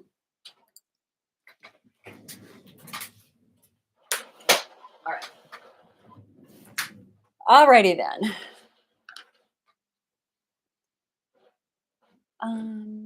G says, if you've had hyperplasia, is topical estrogen still safe? It's considered safe even for patients who are active cancer patients or who have a history of cancer, according to the research. But I would encourage you to look at that research yourself. Harriet says, 64 years old here. I do PEA size amount 3 times a week. Excellent. Anne says, so does IC and pelvic floor dysfunction also come with coccydynia? Yes. And it's usually the pelvic floor dysfunction, coccydynia, which comes first, and then that neuroinflammation and muscle tension later contributes to a decline in bladder functioning. Ashley says, does cystoscopy identify all types of IC? Depends upon the equipment that they use. There's a narrow band imaging. It's going to tell us the health of your bladder wall, but cystoscopy will not tell us what's going on with your muscles or nerves. Yvette says, my uro wants to remove my bladder. I have failed all possible treatments. I'm scared. Yvette, if you're still here, hon, I'd love to talk to you. We want to make sure you get phenotype first. Bladder removal is really only rarely done. These are in patients who have failed all other therapies, patients who have a shrunken fibrotic bladder wall, and patients who do not have pain beyond the bladder. So if you want to talk, I'd be happy to talk with you. We can see if they've missed any phenotypes or anything else that might be happening. Carol says, I ordered PEA from Wellness Resources because they said I could break the capsule into food. I cannot swallow large capsules. And Nan and the IC Network, yes, they do not want you to open up the capsules.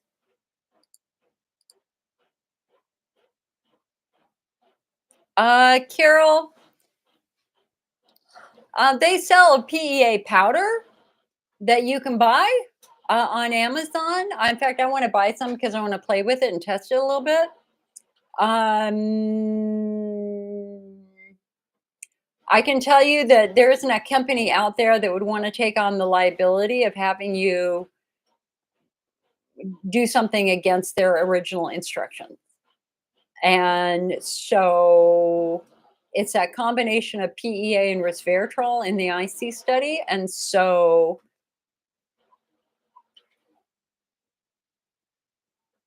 you could look at the powdered PEA. It doesn't dissolve in water. It's very difficult to dissolve. So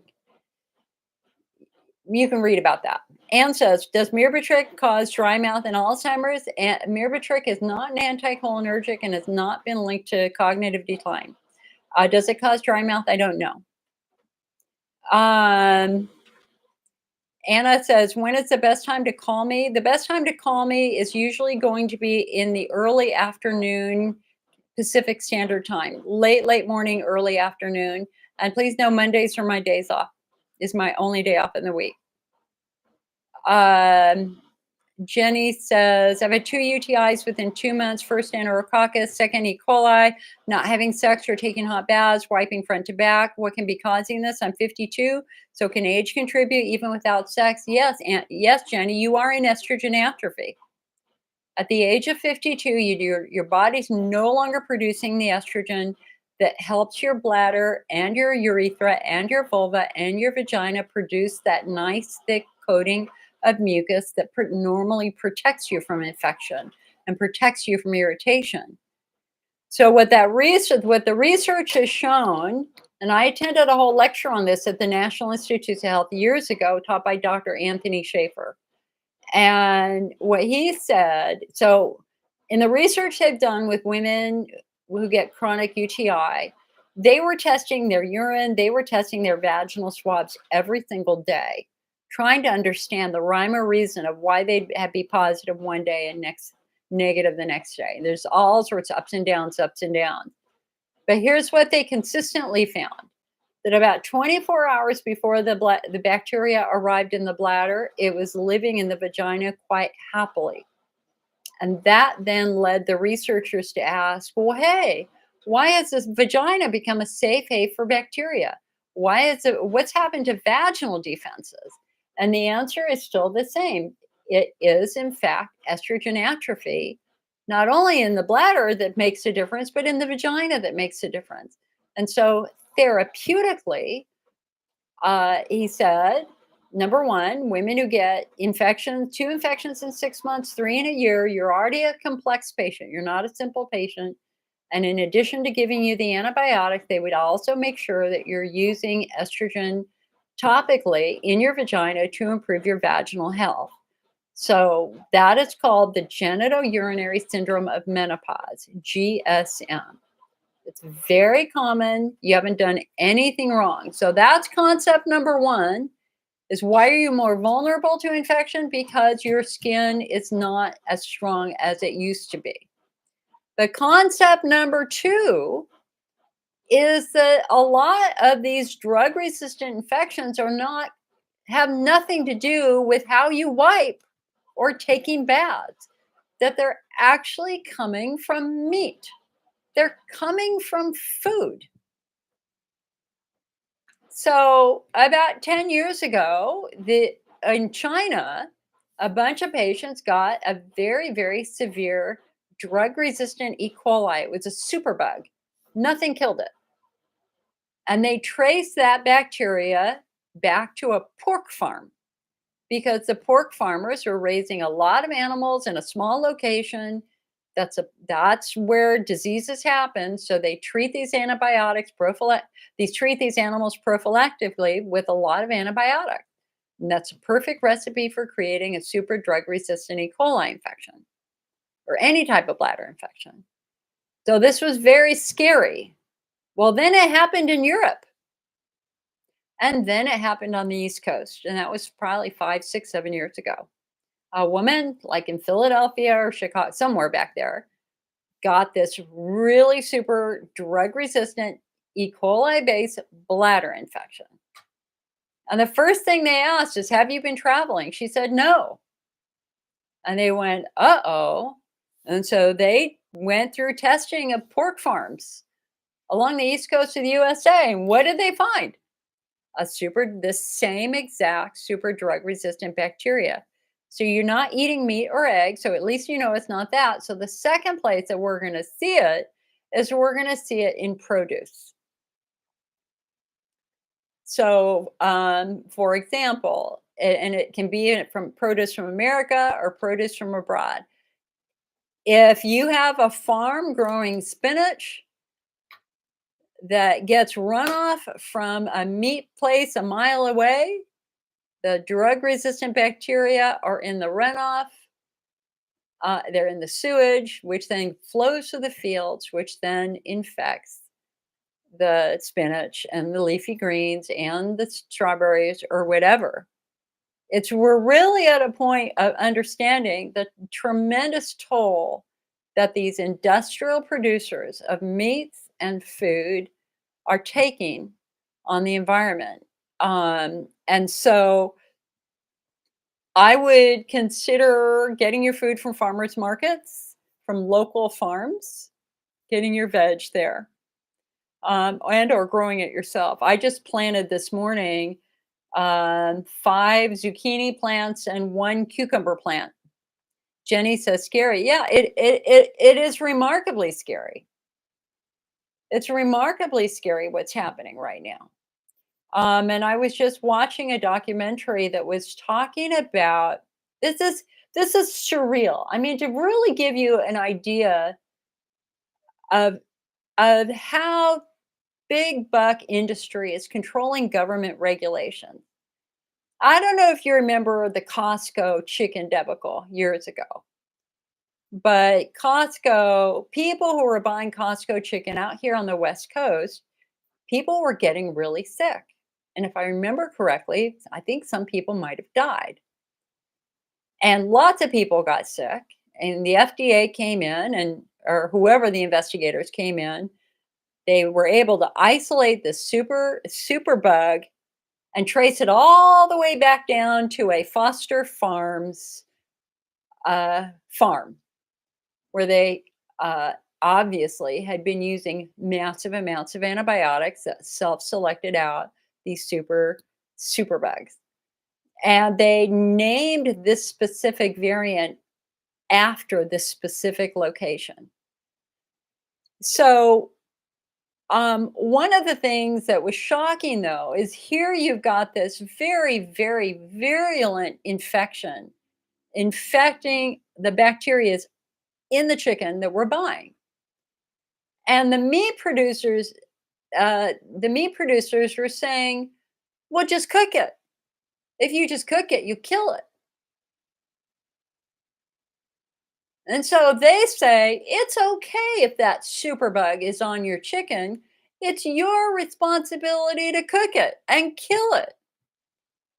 But what the advocates are saying is no, it shouldn't be there in the first place.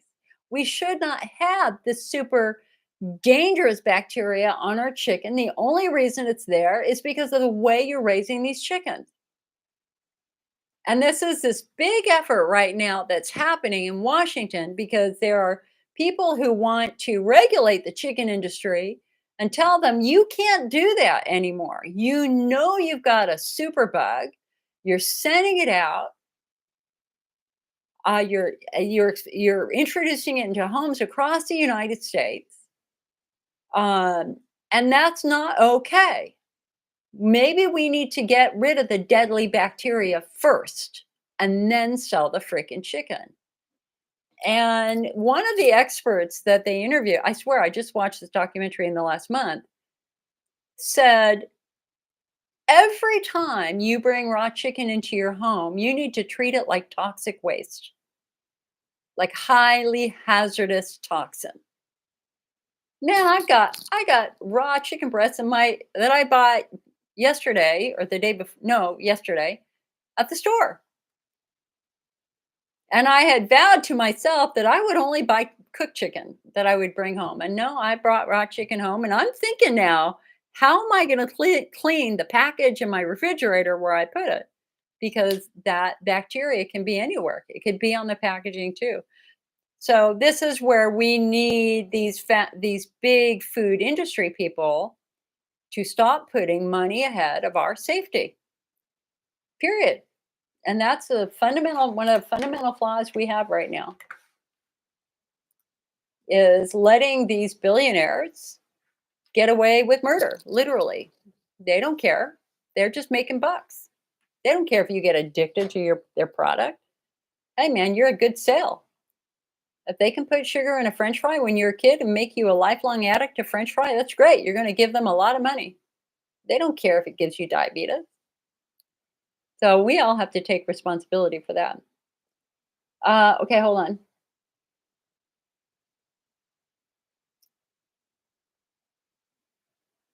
Rhonda says, Jill, I rather take D-mannose without cranberry, etc. No ingredients. Do you have anything without any other ingredients except D-mannose? No, not anymore. Rhonda said the Intimate Rose Vibrating Pelvic One is designed to relieve trigger points in pelvic floor muscles by using vibration and or curves. What do I think of that? I think it's great as long as it's comfortable. And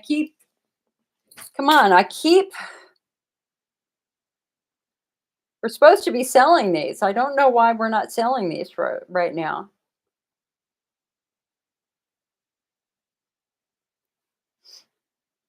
I will check on that this week. Things got very sidetracked.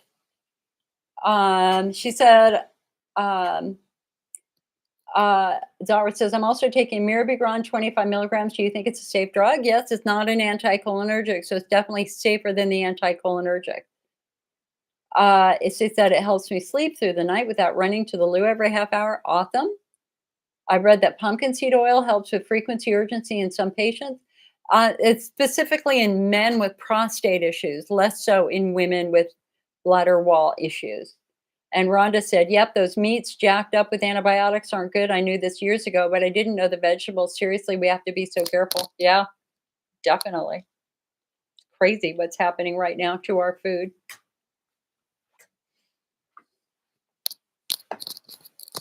My hair is always challenging when I wash it, and I always wash it before I do these.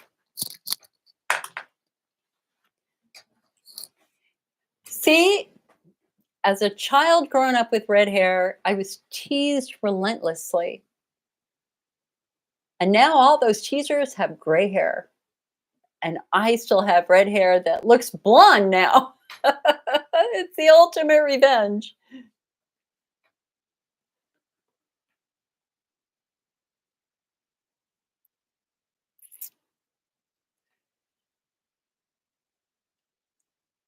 All right, so let me see what else. So what else is happening? Number one, we still have 2 major clinical trials going on for pain in IC patients. They're looking for patients.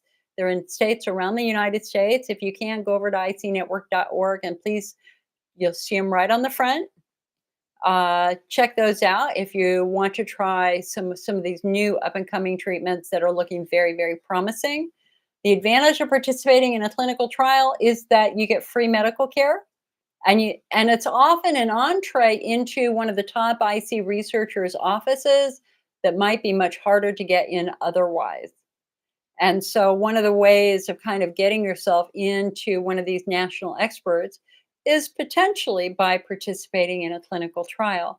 There are a number of clinical trials happening right now, and I wanted to go through that list with you to kind of give you a clue as to what I was seeing. So hold on one sec. And I see that question about next generation DNA urine testing. Hold on one sec. Let me do this first, and then I'll give you my spiel on that.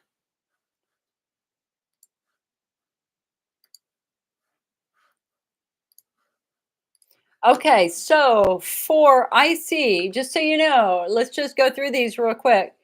In Louisville, Kentucky, they are studying peppermint oil in the treatment of IC.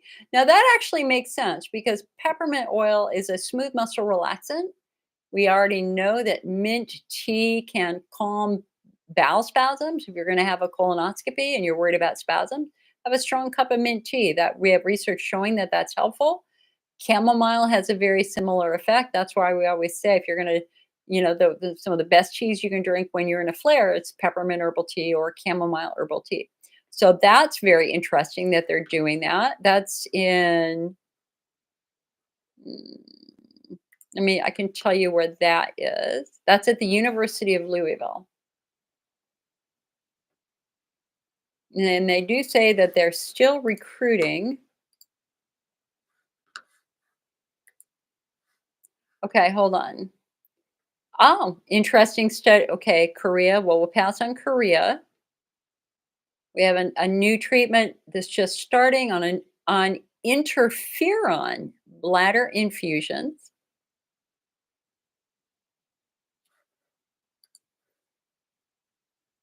That's in China. Mindfulness and yoga for pain with IC. That's in Albuquerque, New Mexico. Here's something I love: phenotyping IC by intravesical contrast, enhanced MRI. That'll be very interesting. That's being done in Pittsburgh. Here's another one: low energy shockwave plus Botox. That's in Taiwan. Another Korea. Winsome. Okay, here's an aloe vera. I think that's a Desert Harvest is doing a study, but it's not yet recruiting yet.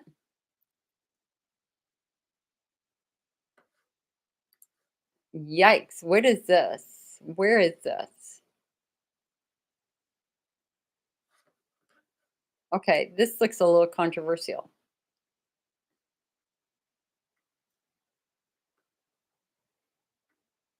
What is this? Oh, Cleveland.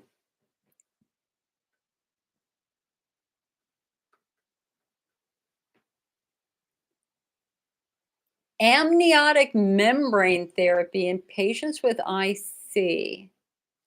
So it looks like it's a stem, something to do with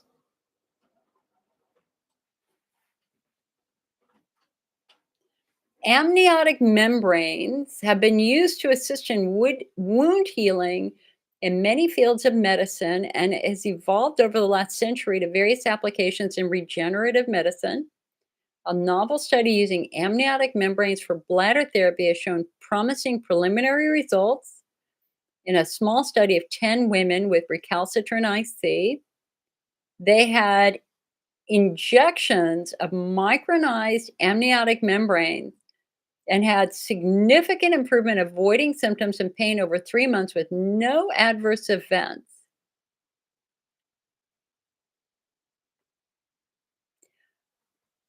So it's coming from a donated placentas. So it's not fetal tissue, it's from donated placentas and umbilical cords.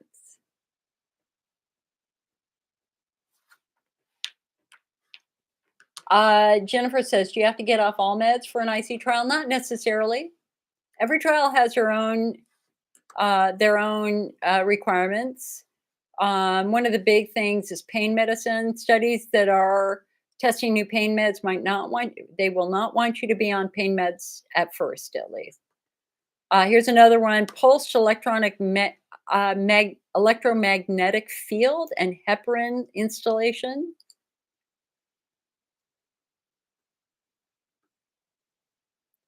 PEMF therapy, whatever that is. What is that? PEMF therapy. Oh, low frequency pulsed electromagnetic field. Here's another one: a multidisciplinary, multimodal bundled care approach to pelvic pain. Oh, interesting. Dr. Fitzgerald. The goal of this clinical trial is to compare two different treatment patterns in patients with chronic bladder pain. The main questions the investigators are seeking to answer is if bladder pain improves before and after treatment using a painful bladder scale. Participants will have 5 visits to evaluate your symptoms, at least 1 procedural visit, must participate in physical therapy and some kind of behavioral health therapy. The study will assess participant response to a bundled care approach. Oh, I love that study. That looks fantastic. And that is being done at McGee Women's Hospital by Dr. Jocelyn Fitzgerald. Love that study. Supervised exercise as a therapeutic strategy for IC.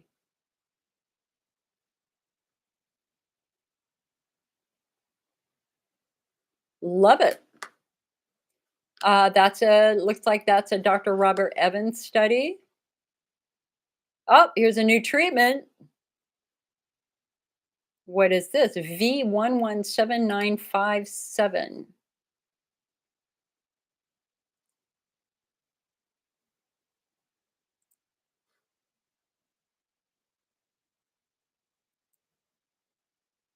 Oh, okay.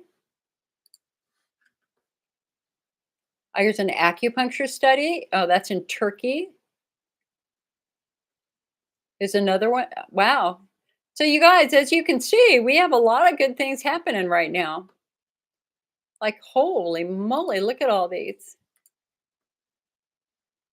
Gag therapy efficacy trial. All right, from Get SBI study. That's in the Netherlands.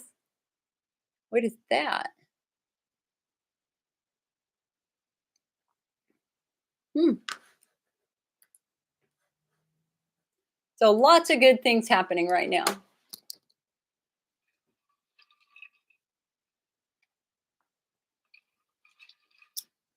Hi, Vesna. Vesna is writing from Serbia. My son, 22, is having IC with Hunner's ulcers. He was in the hyperbaric chamber. He's having no pain anymore, only frequency and small quantities. So hyperbaric oxygen therapy has certainly been found to be helpful for patients with Hunner's lesions. So that is absolutely fantastic. Um, it's interesting to know that the research with um, viral infections causing Hunner's lesions, specifically the Epstein-Barr virus or the polyoma virus, that research actually has been going on in Europe for some time now. So Vesna, so it would be very interesting to connect him with one of these viral studies to see if he has uh, a viral infection underneath that ulcer or causing that ulcer.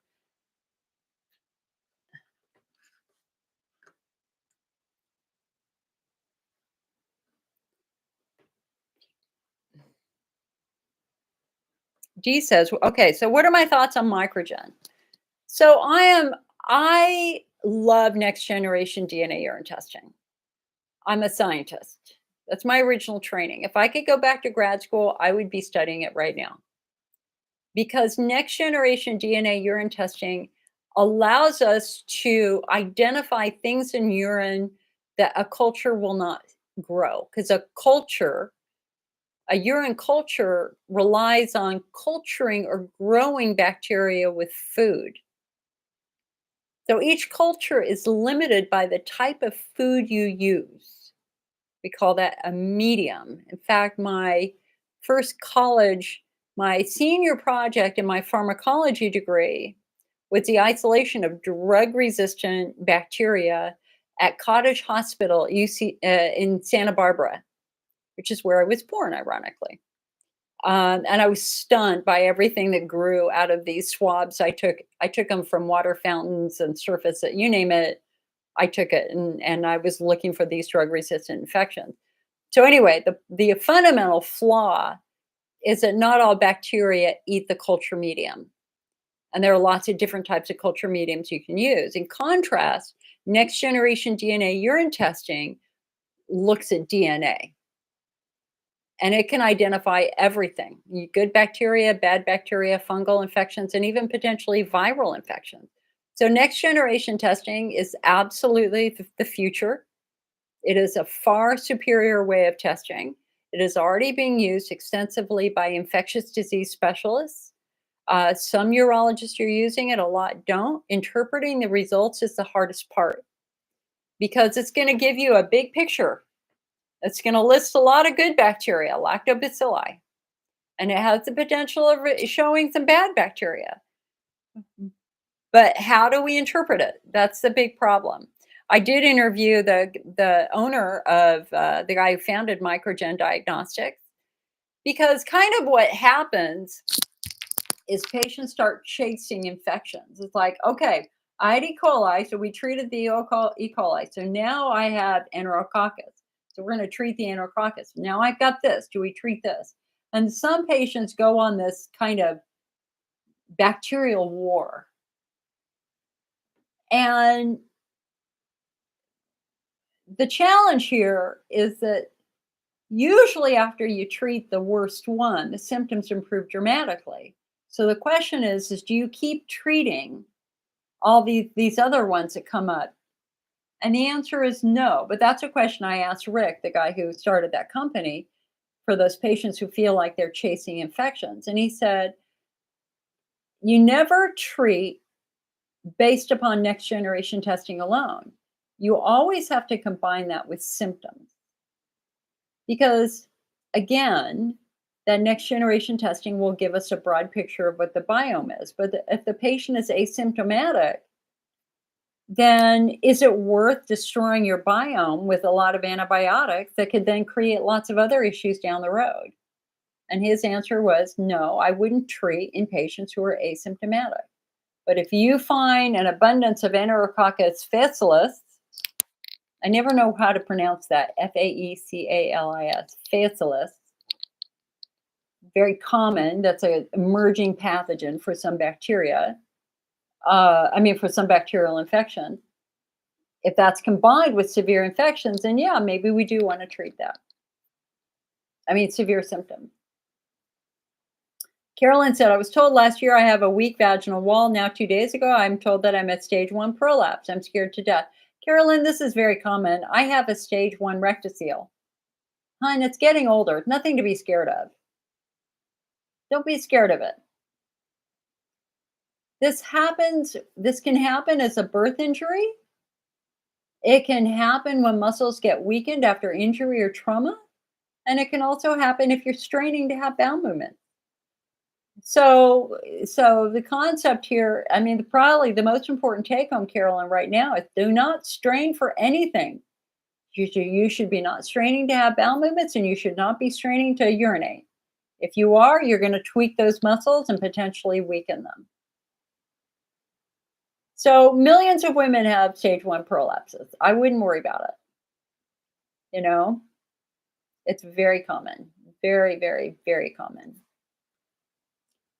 Why do I have a stage 1 rectocele? Because I had terrible IBS and I used to strain a lot. I'm very clear with how my intention now is to be very, very careful with my pelvic floor. D says, can endometriosis on the bladder be seen on an MRI? Maybe. Mandy said, I started InterStim trial for overactive bladder 2 weeks. I'm so afraid my IC will flare. Well, so Mandy, InterStim is not approved for IC. It is not approved for pain. It is approved for overactive bladder and incontinence. It can be life-changing in patients who struggle with incontinence, fecal incontinence or urinary incontinence. It literally has changed lives. On the other hand, it is also associated with many, many side effects, adverse events. So there are two different forms. So neuromodulation means that what the assumption here is that we've got nerves that are not functioning normally. And so if we can kind of stabilize those nerves and teach these nerves how to behave normally, maybe things will calm down. And so neuromodulation means that we're going to apply a very gentle stimulation to a specific nerve group. It could be sacral nerve, it could be the pudendal nerve. There are two dominant forms of neuromodulation available right now. One is done at the ankle. It's called post-tibial nerve stimulation. The other is done up off of the sacrum or the pudendal nerve. And that's called InterStim, sacral neuromodulation or pudendal neuromodulation. The brand name's InterStim. And there's another company doing it too, I think. Okay. So of the two, The one patients normally start with is the least invasive one, which is the ankle stimulation. Why? Because it doesn't involve surgery. They don't have to surgically implant a lead. They basically just do an acupuncture needle as a vector to the nerve. And it's the same nerve. It's basic. I mean, the story behind it's fascinating because they were both invented at UC San Francisco. I was the patient at UC San Francisco. So the sacral neuromodulation happened first. Basically, they were cutting people open, putting these electrodes in, sewing them back up, and attaching a TENS unit to it. But back then, they were not using enough anesthesia, and these patients were screaming bloody murder. And I know that because they were in my support group. I worked with many of them in the early days. It was terrible. I pleaded, the company sent a rep out to me, one of their vice presidents, to talk. And I said, why are you doing these trial procedures without anesthesia? These patients are traumatized.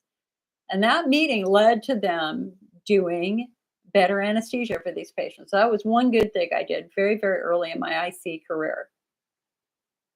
So while that was happening, all this trauma, another doctor was going, guys, you don't have to cut somebody open. You can hit exactly the same nerve where it's much closer to the skin by the ankle.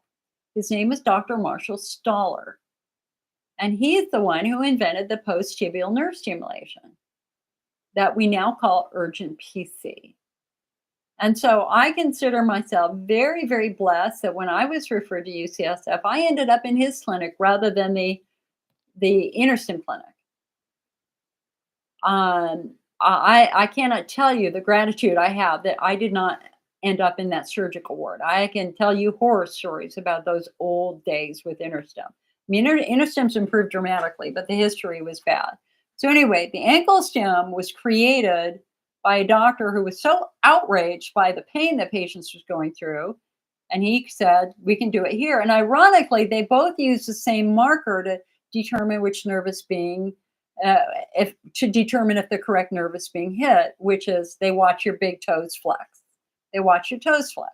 Whether it's InterStim, whether it's the ankle stim, they both look for that big toe to bend down and other toes to flay out. So that tells you they're both working on the same or similar nerve roots. So the advantage of the ankle stim is it's literally a half an hour a week for 10 weeks. There's no surgery involved, and it's cheap. So I had my first 2 hours without pain at week 4. I had my first day without pain at week 7 doing the ankle stim.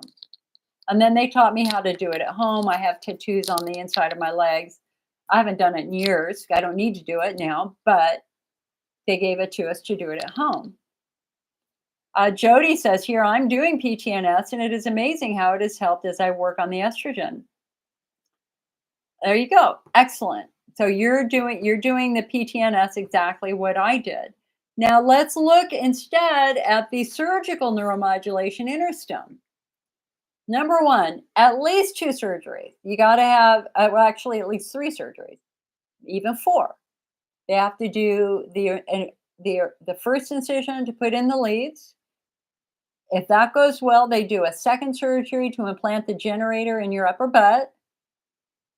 If the batteries wear out, they have to go in and replace the battery. And if it fails or to get it removed, that's that. They have to have surgery to pull it all out.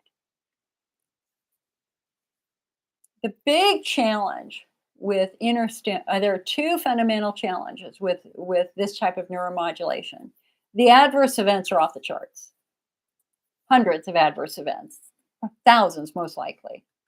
And I'm making our neuromodulation video right now for our IC 101 masterclass. So so there's a specific database called the MAUDE database, MAUDE. It's like the old TV show. And you know what? I'm gonna do this. I'm gonna share my screen for Facebook, but not for YouTube because you're on a different channel. I mean, you're on a different internet and a different computer, but I want you to see this. Okay, so here, hold on one sec. Let me just do this. I need to open up a window. All right. So let me minimize that, and I'm going to minimize that, and I'm going to minimize that. I'm going to minimize that, and I'm going to minimize that. I'm going to minimize that, and I'm going to, oh my God, I got so many windows open, it's ridiculous. Okay. So let me, I'm going to share my desktop. Okay. So now you guys can see my desktop on Facebook. And I'm sorry, YouTube. I can't share my desktop on YouTube right now because I don't have that software to do it on that computer. Okay, so now for those of you on Facebook, you now see my desktop. So let's minimize that. You can see my owl. All my computers have an owl shot. So what we're going to do is we're going to Google hold on. The MAUDE database. And you can see it's already there. This is called the Manufacturer and User Facility Device Experience. So this is a database put in by law that manufacturers and doctors must report adverse events so that they can track them. And so what we're going to do is we're going to put in the brand name InterStim. And you know what? Let's just do January 1st of 24 to, let's just do April 26th of 24. Okay? That's all we're going to do. Let's see what comes up. Oh, wait, hold on. Oh, I put in the wrong date. Hold on. I put in April 1st. Wait. Okay, hold on. I screwed that up. Okay, so again, brand name InterStim. And I'm going to do January 1st, 24 to, yes. Oh, we'll just do March 31st. Okay. Let's try that again. Here we go. 500 records. 500 adverse events. So when I say hundreds, I mean hundreds. So let's take a look.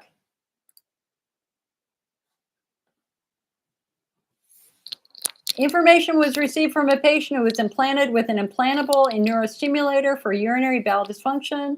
It was reported that since implant, they're still wearing the same amount of diapers, especially at night, but this one's working. They are now able to sleep.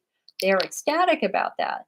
Patient said they were calling today because yesterday they noticed their urinary function was worse and they had to use their handset to sync with their device. Anyway, there was a problem with device syncing.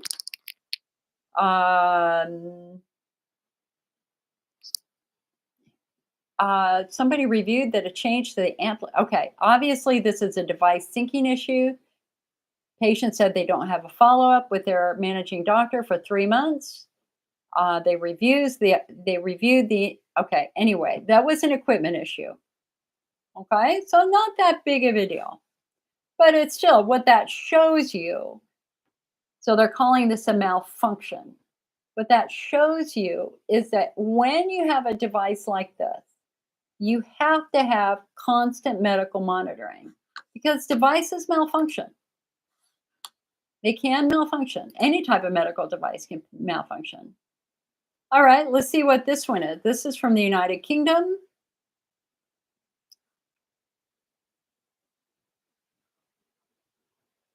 If this patient has an issue with recharging the device,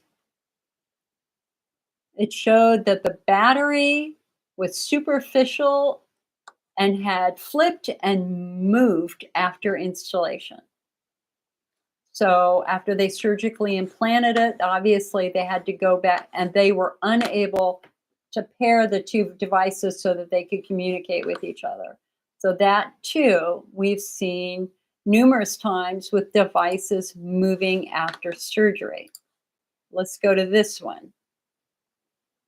Information was received from a family member regarding a patient with an implanted one. It was reported that they keep seeing the message that the app has timed out, and they keep increasing the setting so that the patient feels stimulation.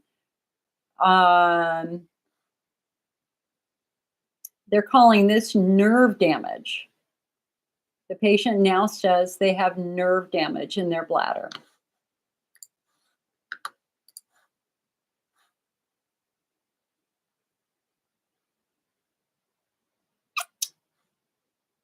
There's another one. It was reported that a patient had InterStim implanted and as of late has been having to catheterize multiple times daily.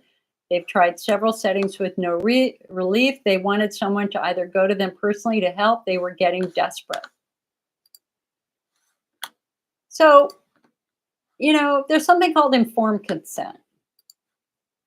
Very, very important that you understand what the potential risks are when you have a medical procedure like this done.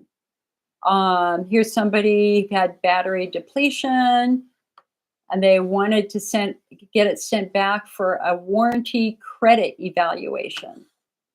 You go deeper into these, you're going to see a lot of deep tissue MRSA infection, and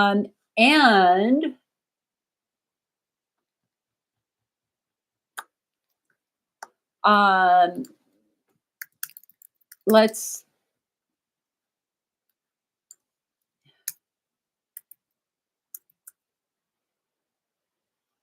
okay. So hold on a sec.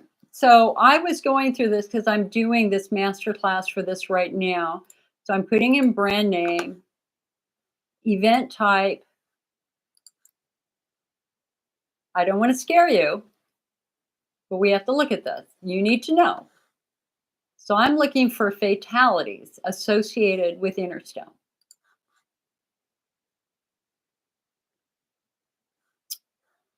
So one report received last December.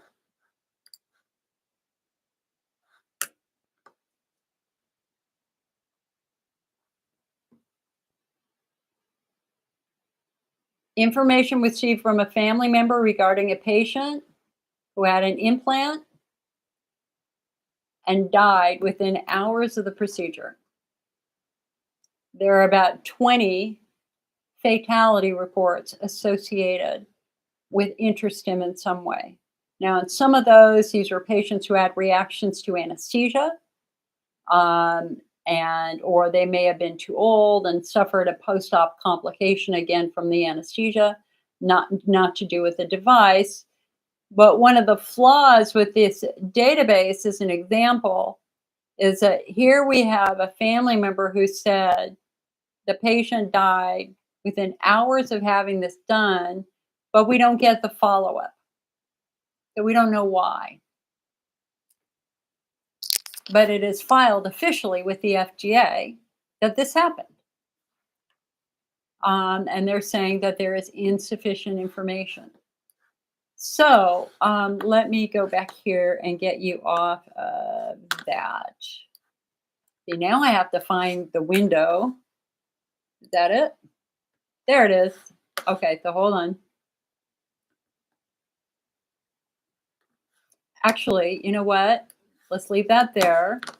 So over on the IC Network website, I have a big list of questions. So here's the IC Network website. And if we go under treatments and we go to neuromodulation, so here we talk about the ankle stim. We have a picture of Dr. Marshall Stoller and we have a video of it done. And then we have our section on sacral or pudendal neuromodulation. And this is something that I've been very, very big on. The questions that you need to ask your physician about the InterStim before you agree to it. Specifically, having a very experienced urologist, because these nerves are very delicate and they're working down in your sacrum, off of your spine. So we don't want somebody, we don't want you to be the first surgery this doctor's ever done. I wouldn't want that if it were me. So the questions that I encourage patients to ask is, how many implantations have you done? What training have you received for the care and maintenance of your device? What complications have you experienced in patients during the trial in the implants? Were all those complications resolved? How often have your InterStim patients required additional revision surgery, like if it moves? How often have your InterStim patients required explantation, which means removal? When doing an explantation, have you encountered any difficulties in removing either leads or the unit?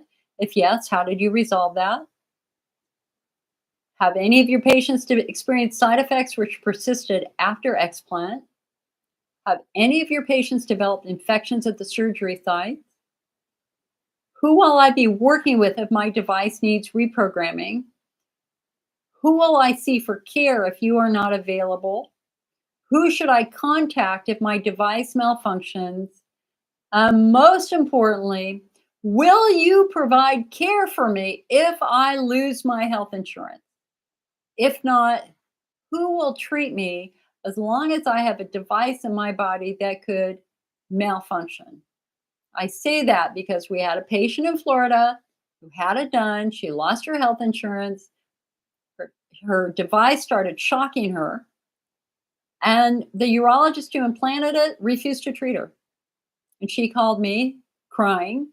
We got her connected with the company. They found one doctor in the entire state who would take her Medicaid insurance. And here her device is malfunctioning. It is physically hurting her. Now, the other thing you've got to be really careful of is you need to verify in writing that it is covered by your insurance. Why do I say that? Because we had a patient, I've told the story many times, who called. She lived in a small town. Every urologist said, you need to have this done. She didn't want to do it, but she felt forced into doing it. She happened to be a nurse at the hospital. Now, she was pretty informed. So what did she do? She talked to the billing person in her doctor's office. Is this covered by my insurance? Yes. No written pre-authorization is required. She called her own hospital that she worked at, talked to the billing office. They said, yes, you're covered. No written pre-authorization is required. Then she went over the top and she called the insurance company. Are you sure I'm covered for this InterStim? They said, yes, no written pre-authorization is required. She had it done. A week later, that they had a threat to garnish her wages and said she owed over $50,000. I think it was like $75,000. And it's like, wait a second. You all said it was covered. Why are you charging me for this? And they said, oh, we're sorry, we didn't know. And they garnished her wages.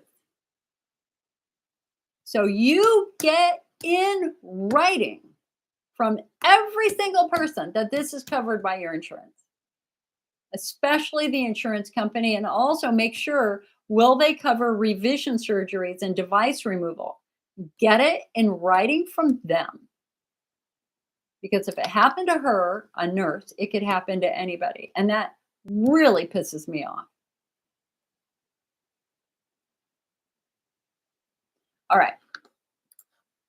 So again, this is on the IC Network website in the treatment area under neuromodulation. All righty. Okay. Let's go back up here. And we're going to turn off the screen share. And you get to see my face again.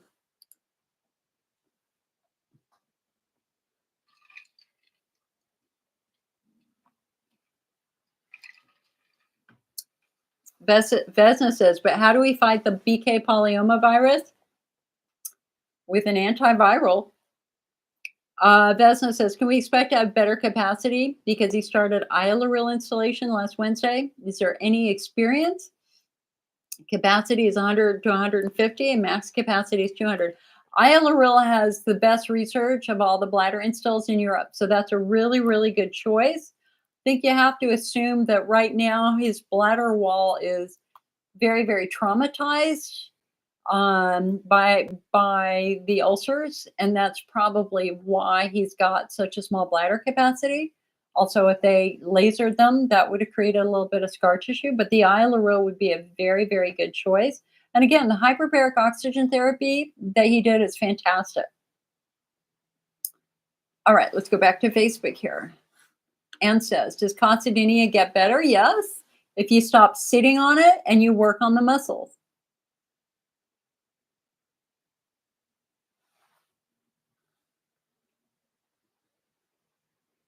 Angela says, I'm scheduled for an InterStim implant at Wake Forest. I'm feeling distressed about this, especially as I listen to you. It is scheduled as a surgery and it isn't on my ankle. So, Angela, number one, Wake Forest is the best clinical care center in the United States. Robert Evans has been and every time we've ever done a Doctor of the Year, he's always won. He's a master surgeon. So if you're going to have InterStim done, having him do it is fantastic. I mean, again, I'm not against it. You just have to be informed. You have to be informed that there are risks associated with any time you have surgery. Um,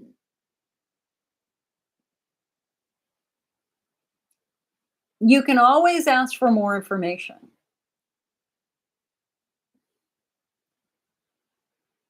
Remember that today we're phenotyping. We're trying to understand underlying cause.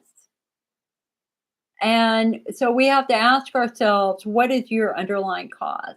Is it a Hunner's lesion? If it's a Hunner's lesion, InterStim doesn't make any sense. If it's estrogen atrophy, again, InterStim really doesn't make any sense. I mean, it might control some of the calm some of the nerves down, but it's not going to fix the underlying problem, which is not enough mucus in your bladder because you're in estrogen atrophy. If you're pelvic floor driven, physical therapy makes a lot more sense than InterStim. If you're widespread pain, central sensitization, then we have to work on the entire central nervous system, not just the nerves in the pelvis. So, kind of the window for InterStim is defined by its FDA approval. If this patient is completely incontinent, then InterStim makes sense, and it really truly can change lives. But it's not a one and done. It's going to require a lot of monitoring, and you really have to have your eyes wide open about it, in my opinion. Now, would any doctor like me going to the MOD database and reading those to you? No, they wouldn't. They would be annoyed with me that I've done that with you. But InterStim is its own unique beast. Neuromodulation is its own unique beast because there are hundreds and hundreds and hundreds of adverse events.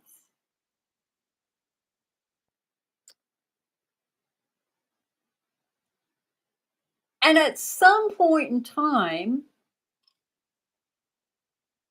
I think they have to understand why all these adverse events are happening. So I'm actually kind of baffled as to why it's allowed to have so many adverse events without another level of regulatory review.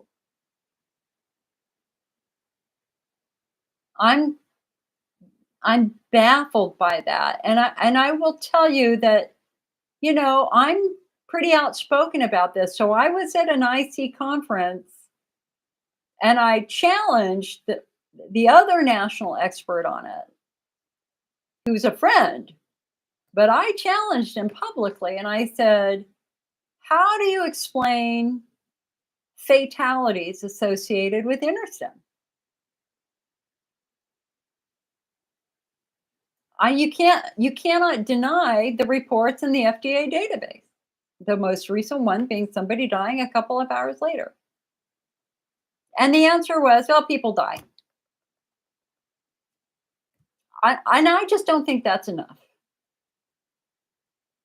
In contrast, the ankle stimulation, let me look. I mean, the last time I looked, there were like 2 adverse events in a decade, and it was for irritation at the skin side of the acupuncture needle. And so, if we're looking at risks and we're trying to minimize the potential risk,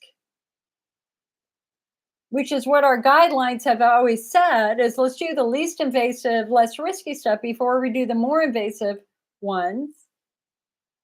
Then to me, starting with the ankle stem makes a little bit more sense.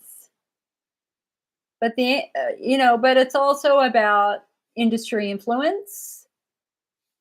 And some companies have a lot more money to do lobbying and all sorts of other stuff like that. I'm not against InterStem. I just believe in informed consent.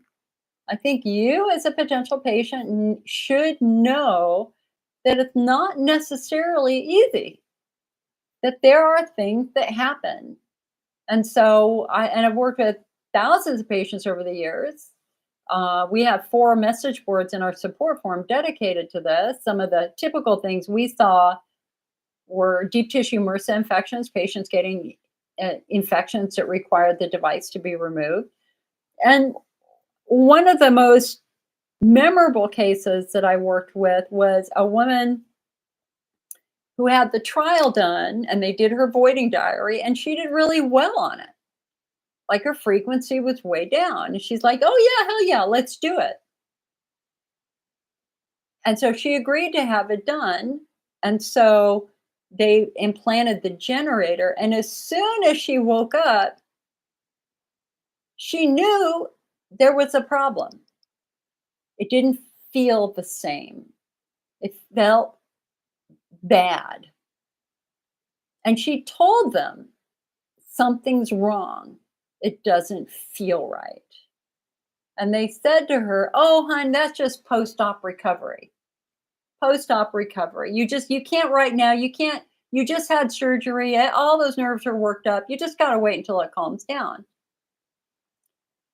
2 weeks later, something's wrong. A month later, she's begging them, something's wrong. Listen to me. Something doesn't feel right. And it got worse and worse and worse. And I think either 3 or 6 months later, they finally went in. Now, this was not at somebody like Wake Forest. I mean, Wake Forest, they're outstanding. Beaumont Health, outstanding. I don't believe this would ever happen there. This happened at another clinic. Anyway, I think it was in Kansas. Okay, but anyway, they finally go in. Here she's in agony. And her belly is filled with rusty battery fluid. And she had gangrene in her belly. And they did not listen to her.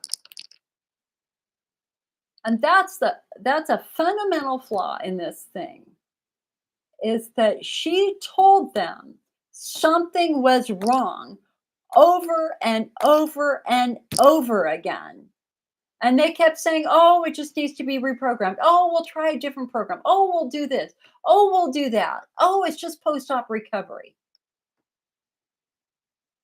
And in the end, she had nerve damage because she had freaking gangrene because the device had broken when they had implanted it. And so when I say you have to ask questions ahead of time, that's so incredibly important. Because when you're the patient, they're reluctant to say, maybe there's a problem. Let's just sit it out for a while. Let's just wait a little bit. Maybe it'll all stabilize.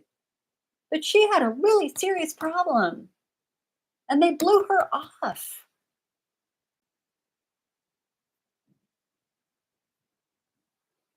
So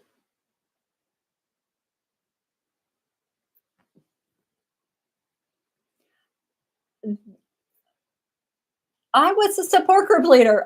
Here in California where it's invented. And I'll tell you, There's a lot more stories I could share from those early days, and they're not good stories. Um, the advantage now is that the device has been improved dramatically. The techniques have been improved dramatically. So a lot of those old adverse events were from bigger devices, different leads, all sorts of stuff like that. So the InterStim we have today is really, not even comparable to the InterStim that they had 20 years ago. It's so much better. I'm not afraid of it. I just think it's very, very important that you have informed consent, because for the patient who has a problem, they're totally surprised. I thought it would work. Does that make sense? I hope that that makes sense. Hi, Boria.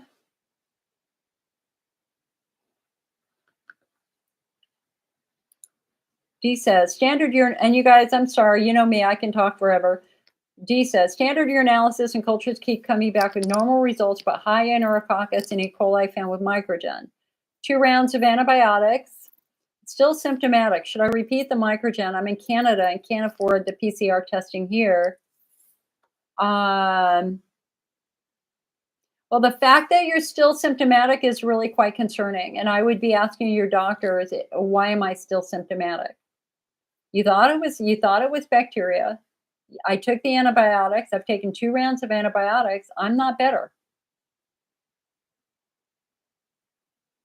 And that's when an infectious disease doctor might be useful, especially if you were traveling internationally. Angela says, can you email about questions about InterStim and how I can get my doctor to understand my concerns? Yeah, definitely. My email is icnetwork@mac.com, short for Macintosh computer, so mac.com.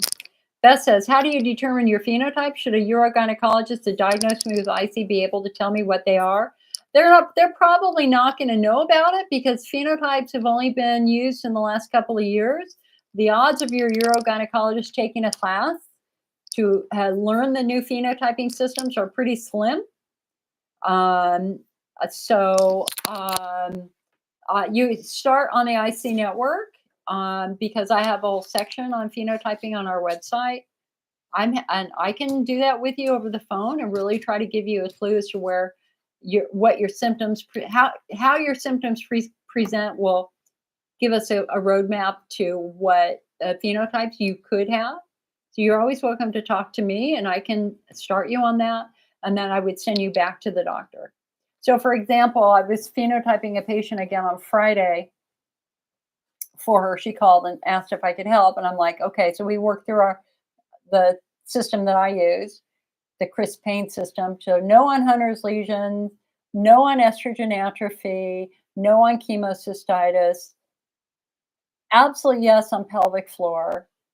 And she couldn't start a urine stream right away. I mean, like she would take 10, 15, 20 seconds to relax enough to release urine.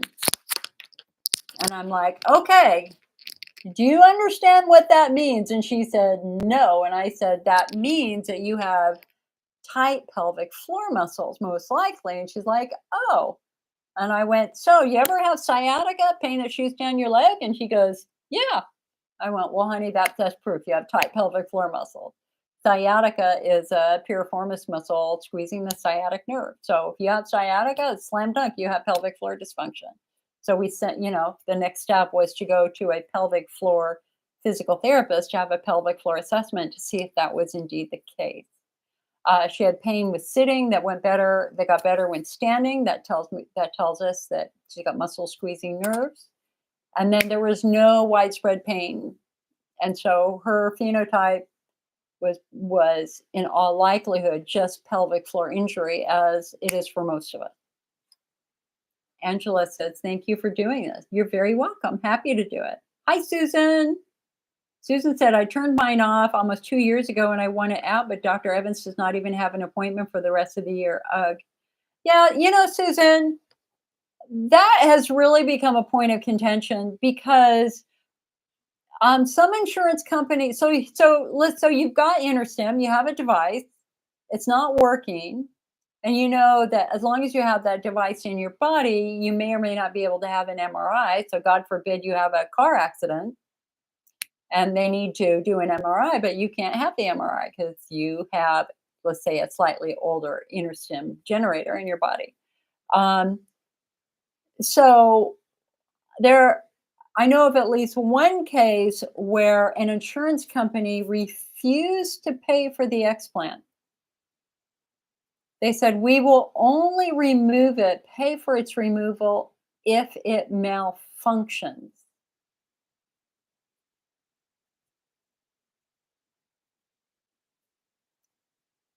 You know how crazy that is?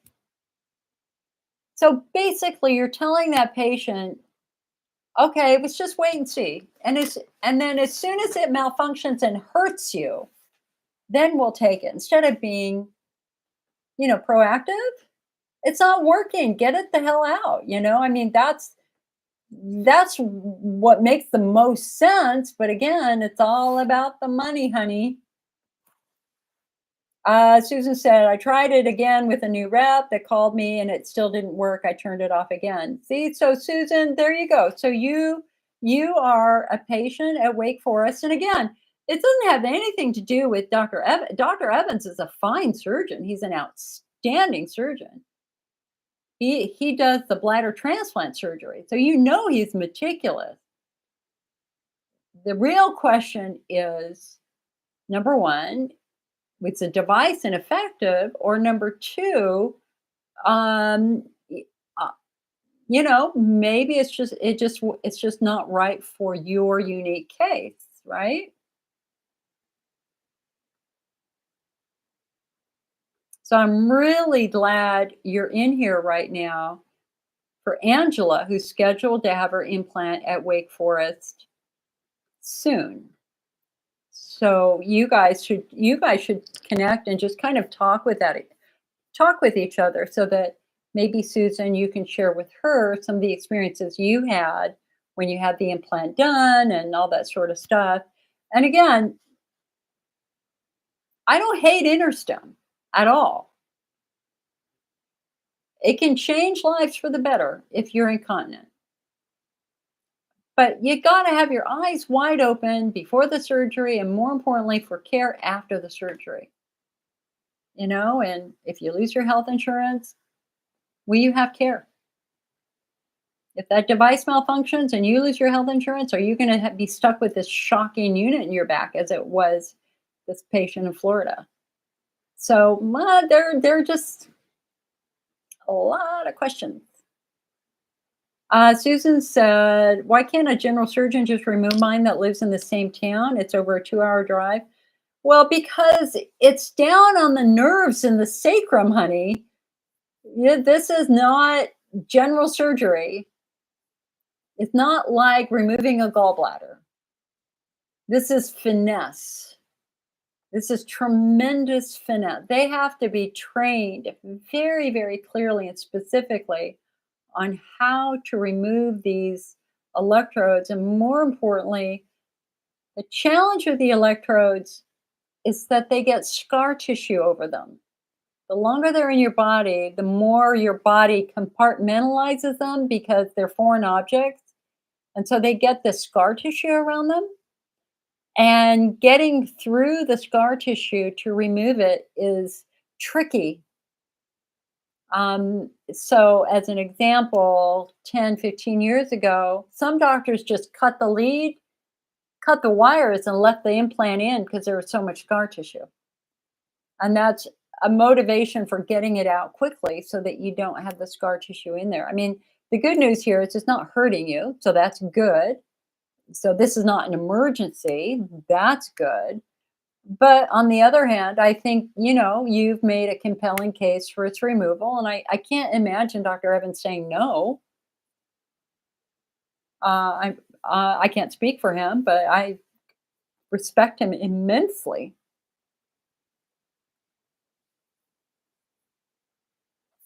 Dee says, "1,000,001 thanks for taking the time to answer our questions and support us through this challenging chronic pain. I wish the rest of the medical community could do the same." Susan said he wants to put an updated interest in me. Well, and thank you, Dee. You're very, very welcome. And you guys, for anybody who likes this meeting, make sure you come on over to the IC Network website and sign up for our free newsletter. Or better yet, become a member so you can get our magazine, the IC Optimist. That's where I do my best work, is in our magazine. And I've done it now for 20 years. So Susan said he wants to put an updated interest in me because I can't have the MRI, but I do not want another one. Susan, you don't have to. You're the boss. Your body. If you don't want to do it, you don't have to do it. Beth said, thank you for your response to my phenotype question. Much appreciated. And thank you for doing all that you're very welcome, hon. And you guys, you have to remember, I'm not a doctor. I don't give medical advice. My job is to educate you, to inform you, and then kick you in the butt and get you back to your doctor with a new set of questions. And I hope that I'm doing that. I hope that I'm doing that. We're all different. And one of my worries, back when I started my first support group 30 years ago, because I have a master's degree in psychology, and one of the things that I was taught was the least important opinion in the room was mine. That when you're facilitating a group, it's about you shutting up and letting other people talk. And so when I was doing my in-person meetings, I didn't do them. I mean, obviously, I can only talk here. But when I was doing in-person meetings, my job was to help other people talk, and I usually didn't say a lot.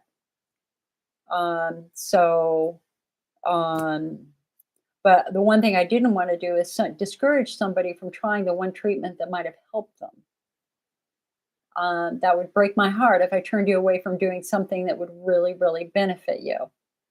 So I'm not saying no to anything. I'm just saying be educated, be informed, be knowledgeable. And if you ever want to talk about it, I'd be happy to talk to you, and I can give you some articles and things like that.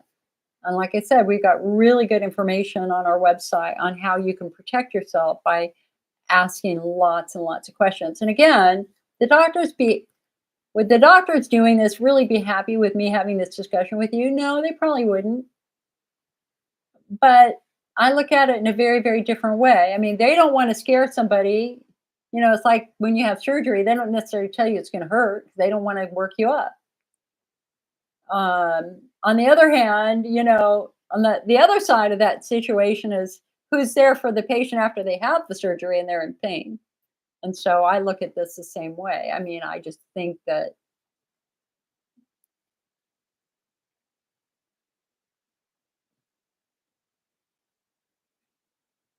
I'll leave you with a story. And then we're done talking about it. So UC San Francisco, 20 years ago.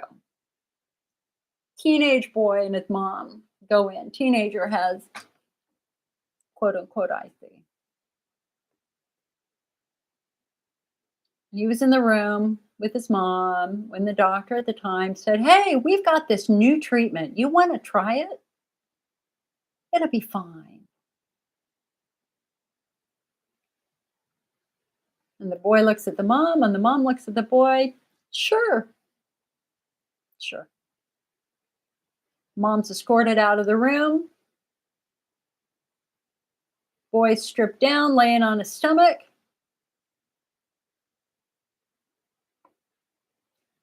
And all the mom heard was her son screaming. Screaming.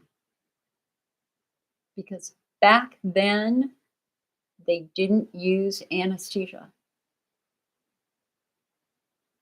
They cut him open down by his spine, and they put leads in, and he was screaming.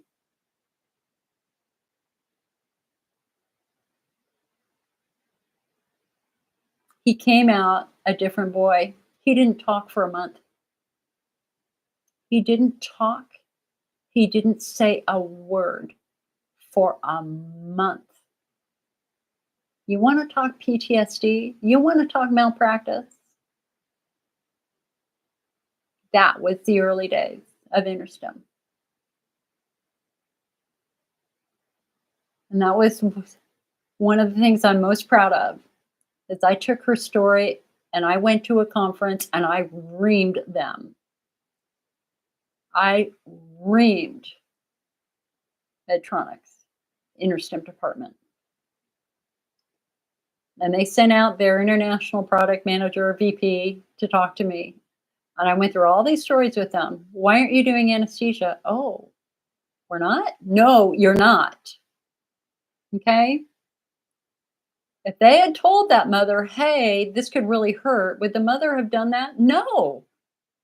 If they had told that mother, your son won't be able to talk for a month, he'll be so traumatized, would she have done it? No. So that's where my passion comes from, with helping people understand the consequences. It's not always easy. And while that doesn't happen now anymore, there are other complications that can happen. And you can go to the MOD database and you can look at them yourself. And you get to decide if you're comfortable with that or not. It is what it is. If I had a son or a daughter in a wheelchair, paralyzed, incontinent, would I do it? Yeah, definitely. Definitely. If it would stop that incontinence, I absolutely think it's worth it. All right. Whew. I don't tell that story very often. God, I hope he's okay.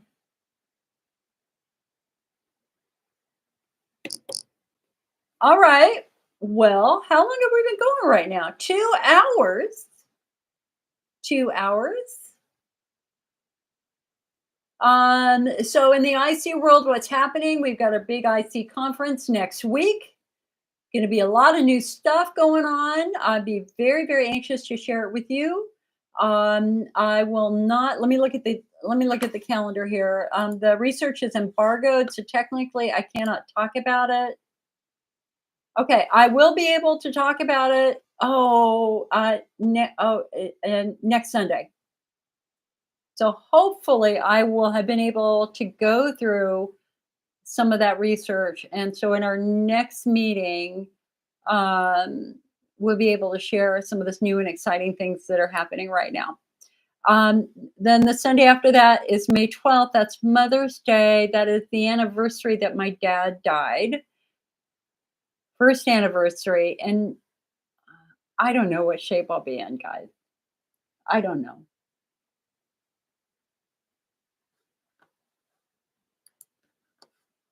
So I'm a little iffy on that. I'm iffy on doing a meeting that day. Just fair warning. That's gonna be a rough week for me. So yeah, I can't believe it's been a year.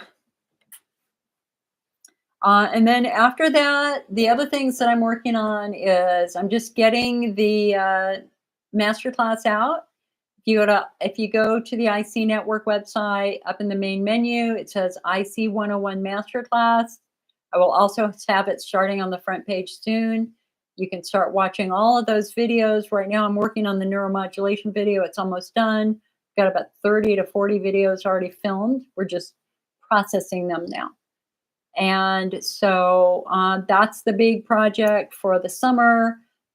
Oh God, I've got to get my spring magazine out. Everything got pushed back by my surgery. So I might combine spring and summer. I got to start my magazine this week too. All right. Thank you, Susan. Thank you, thank you, thank you. I'm better than I was. It's just hard because I keep going back to, okay, a year ago, my dad was in the hospital for his stomach, but then he had a massive heart attack. I'm trying not to go back a year in my brain. It's hard. It's pretty hard. Because a year ago,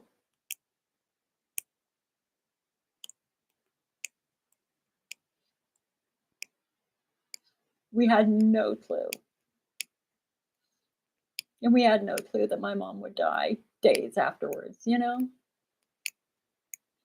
So a year ago right now, my mom was happy, but my dad was in pain. So anyway, see, that's where my brain is. Mm. Grief. Grief, my friends, is a beast.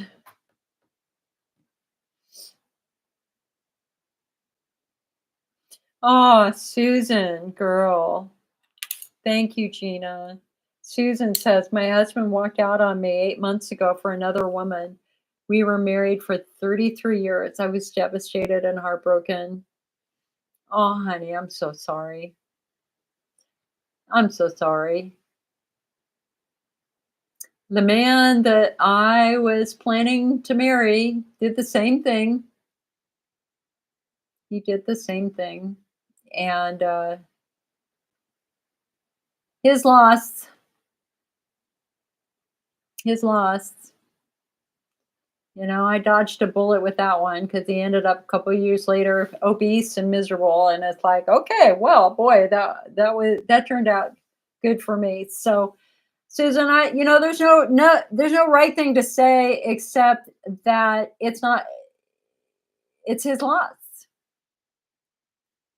You're a good woman. You're a good woman, and you have been given a new and different life that you weren't ready for. Um, but maybe there's something even better in the wings. Once the trauma fades, you said the sad thing about it is I still love him and I miss him so much. Yeah, I know. I still think about Matt. I do, and he's since passed away, and I still think about him.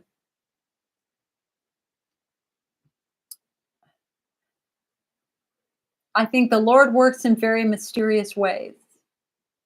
And I truly believe, I truly, truly believe that when something ends, something else begins. And that you have a future for a happy life.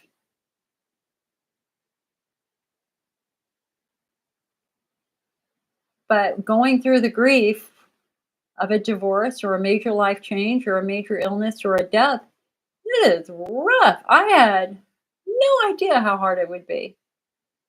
I mean, I am a different person than I was before this a year ago. I got my new crowns finally. I lost 2 teeth from a botched cleaning where they cut the roots on this side, and I've been wearing a flipper for a year doing these meetings, and I finally got my new teeth, but they're tight and they're pushing all my other teeth. Everything has to adjust now. So my teeth are funky. Susan said, that's what everyone keeps telling me. It's so hard to move on. Yeah, Paula said, seems like yesterday your folks died. It does. It does feel like yesterday. Susan says, Anna to Susan, big hug for you from across the Atlantic. Yeah. I think we all deserve love. Everybody deserves love. Everybody deserves a chance to be with somebody who will make them feel good. And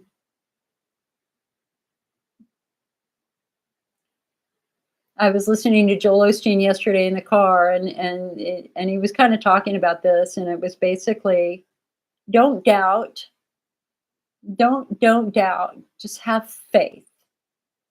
And it was something I really needed to hear because I have moments of doubt too. I do. And sometimes we just don't understand the whys. And sometimes we're impatient, and sometimes we're frustrated that what we thought was going to be isn't that way.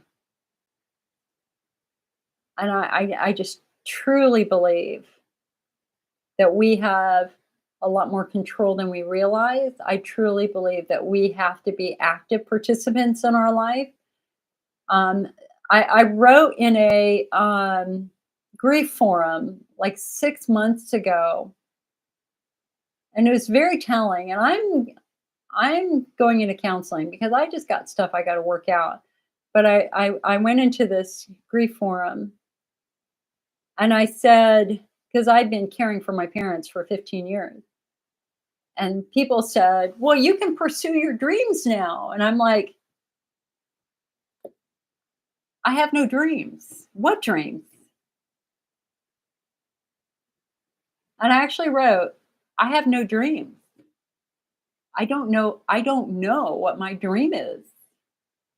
Because you just get so consumed in the daily rigors of caretaking and elder care.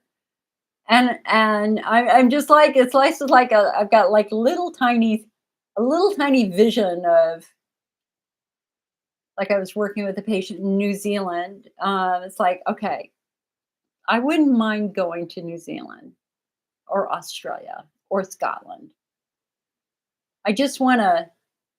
I want to feel confident in myself and in my body that I can do that alone. Because I always traveled with my mom. We were buddies. My sister, my mom, and I. We always traveled together. Um, so I want my blood pressure under control. I want my heart under control. I want to feel good. Anna says grief is tough. Oh, look! Wait, you just deleted that, did you? It is. Gina says, life happens when you're planning other things. So true. Susan says, my attorney told me I could have sued this woman for alienation of affection. Yeah. David said, I'll go with you. David, I'm going to remember that. I still think that we just need to have a group of, okay, I have a dream. No, I do have a dream. Wouldn't it be great if we could just get together for a week of fun? And I mean, like, my dream is, and there have been a couple of these done. They did them up in Michigan. We have a week where we've got like a top IC doctor and a top physical therapist. So everybody comes together for this week-long series of events. And we've got one of the best doctors in the world who will have a chance to see you. And we have a physical therapist who will have the chance to work with you. And we have social events that we have to do together, and crafts and whatever the hell we want to do. We can go to movies, we can have catered meals, whatever. John said, yes, group John. Oh my God, yes. Now, what would be a great group tour? And see, I don't really like buses that much because it kind of tweaks my pelvic floor, but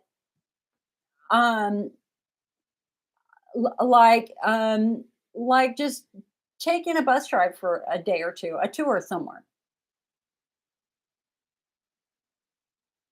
And cruises kind of scare me, Susan, because of all the COVID right now, and just all the illnesses that happen on cruises. But now I will say that Rhonda says, I'm in. David said that would be nice. Maybe what we need to do, you guys, why don't you think about it? I mean, if, for example, so let me ask you this. If I put together something here in California, which means you would have to fly into San Francisco International, or you could actually fly into the Sonoma County Airport from Los Angeles, from Las Vegas, from Seattle. If Jenny says somewhere with a lot of bathrooms. If I could put something together for like from a Friday through a Monday or Tuesday, where we could maybe have a doctor come in. I bet we could even get Chris Payne because he lives out here. Have a doctor come in and and spend a morning just talking about all the stuff that's happening, give you a lot of opportunities to ask questions. Then we can maybe have a catered dinner or something like that. Have to find the hotel that I did my last conference at burned down, unfortunately. Um, we'd have to figure out where people would stay. Like I've got 2 bedrooms in my home that we could convert, but I think people need their independence too. Um, and we don't want to be someplace cheap because there's bed bugs. So Susan said, I'd fly that far. I'm going to stay at least a week or so. Well, it is the wine country of California. There's a lot of fun places to go. Paula says, how about Michigan? I love Michigan. I've been to Michigan. Colorado, Denver, our next AUA conference is in Denver next year. That's in the middle of the country. I always wanted to do something in Colorado, like right in the center of the country. So the question then is, how do we pay for it? So, I could potentially go to some of the companies and say, hey, we're going to do this 3 to 4 day workshop on IC. Would you be willing to underwrite it? And so I can tell you that one of the last big IC was it a 2 day event cost $50,000 because I got the bill. Somebody sent me the bill instead of sending it to the ICA, and it was like around $50,000 for all the hotel and all that sort of stuff. So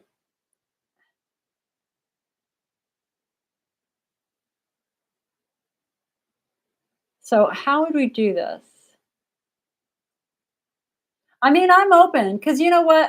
Just as lonely as you guys are. Like seriously, I want to be in the same room and hug all of you.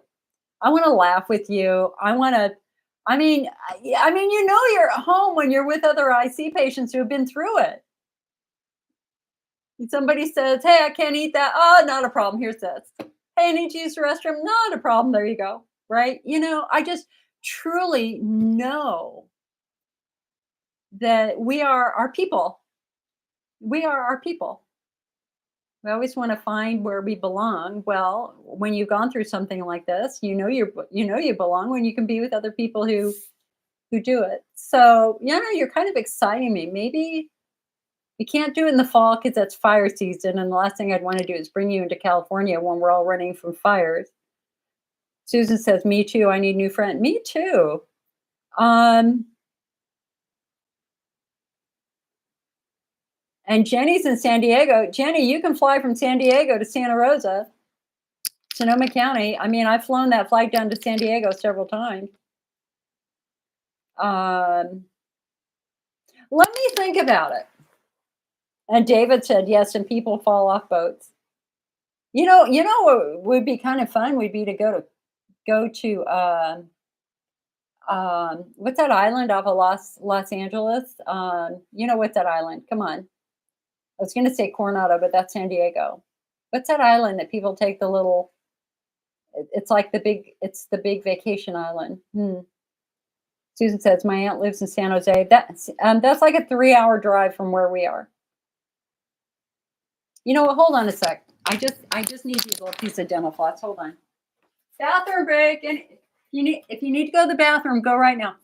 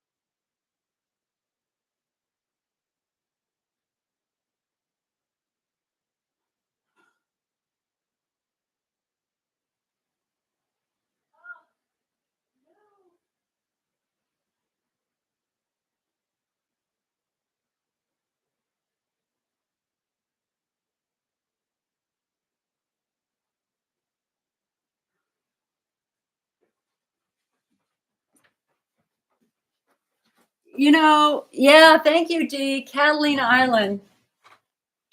Catalina Island. I've never been there. See, the thing is I get seasick. I don't do well on boats.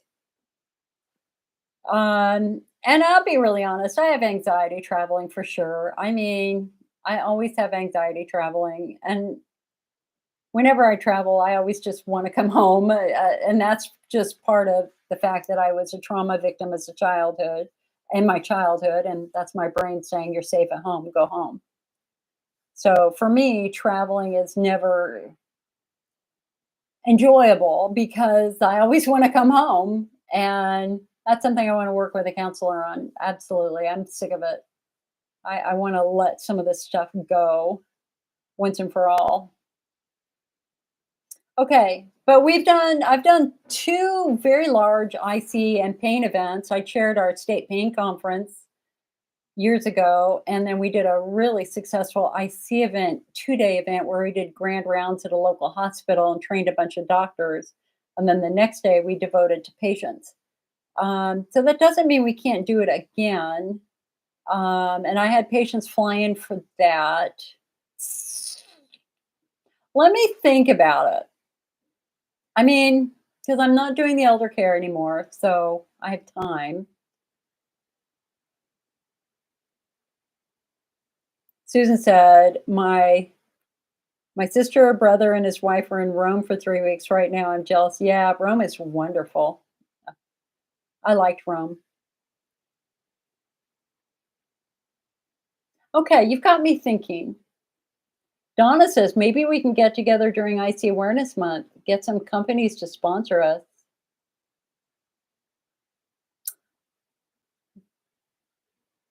Susan said, that's all I have right now. It's time right now. Well, the other thing that, we've done before that we could do again is just to do a really big online conference. I mean, I did it before. I had like 20 speakers over 4 months. It was very, very successful.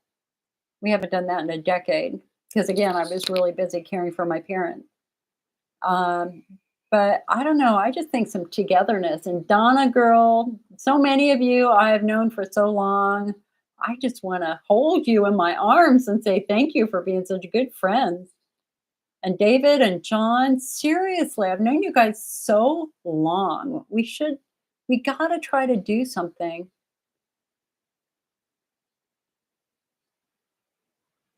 Jenny said online would be great too. I have travel anxiety too. Yeah, well, I mean, who doesn't have travel anxiety getting on a plane where you're not necessarily going to have immediate access to a bathroom?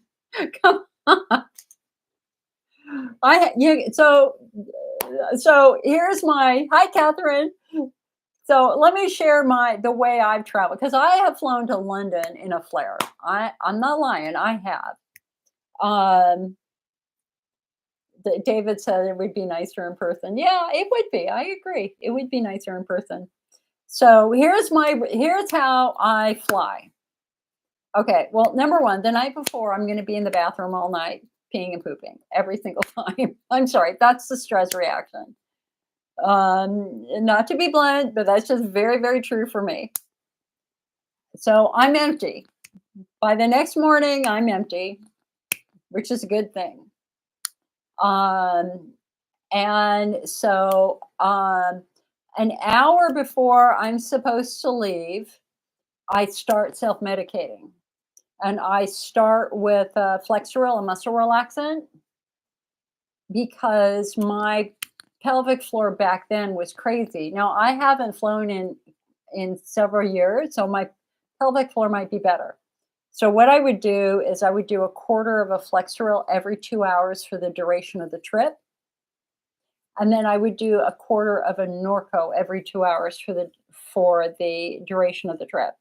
If it was a long flight, if it was a short flight, I was fine. Like flying down to San Diego would be fine. Flying across the country, want to have a little pain meds just in case those pelvic floor muscles, do that. So then I'd get on the bus, 2 hours to the airport. I would after checking in and going to security, I would pee. Then when they started boarding, I would wait until the last minute. I would pee before I got on the plane. Well, you can do it two ways. If you get on the plane first, then you know you can pee on the plane before they take off. If you get on the plane last, you're not going to necessarily be able to get up and go pee because you're the last and they're going to be ready. Once that plane is locking down, you cannot get up and use the bathroom. You just can't. If you do, they will stop the plane and you will be in trouble. Okay, so just pee right before you get on the plane, or if you're already on the plane, I always got a seat right next to the bathroom. I did not mind flying in the last row. I did not mind at all because that meant I could get up and go. So I was either in the very back of the plane or in the very front of the plane in business class. Then you take off, and as soon as the seatbelt sign goes off, get up and pee. And then just do what you need to do for the next several hours. And then as soon as you feel the plane going down, everybody can feel it. You can see the nose going down if you're in the back of the plane. Get up and pee again, because you know they're going to be turning on the seatbelt sign pretty soon. You're going to hear the pilot saying, "We'll be landing in about 30 minutes, 45 minutes. That's your sign to get up and pee one more time." And then pee right as you get off the plane.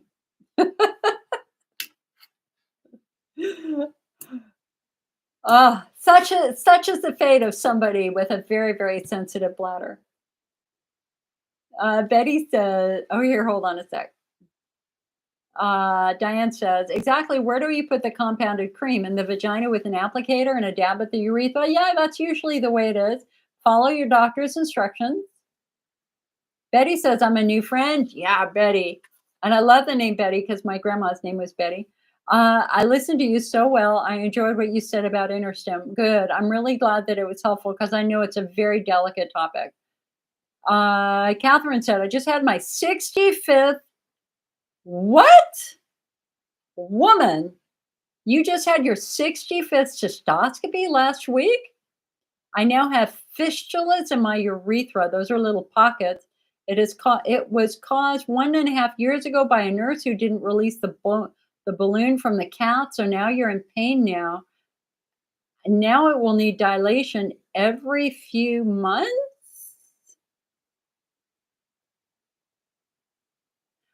I don't, okay.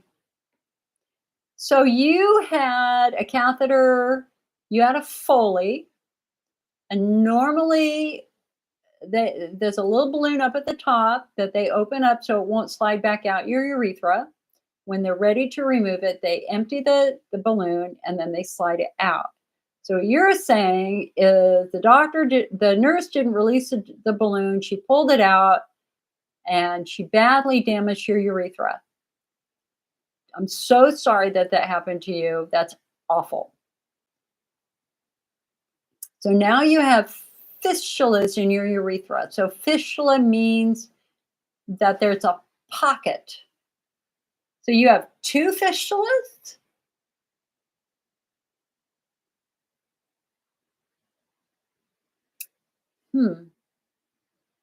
I'm just trying to visualize in my. So it would have stretched out the urethra. Why would it form a pocket? With It's so normally with a fistula, they can remove it. I mean, we had a patient, for example, so your urethra is about the size of your little finger. So she had, and a very interesting case because she'd been diagnosed with IC for years, but she always had urethral pain. They weren't listening to her. So doctor after doctor after doctor, why do I have this urethral pain? Why do I have this urethral pain?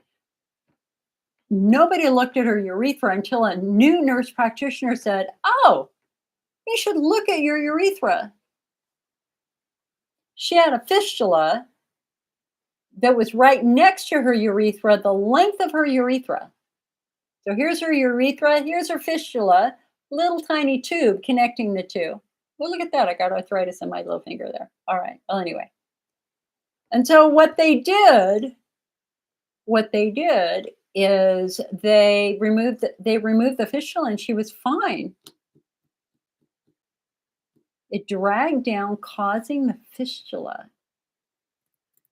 And they aren't offering to repair it? I don't understand why they wouldn't repair it. It was their mistake. That's interesting. Love to see a picture of that. Like, it'd be interesting if you could draw, so like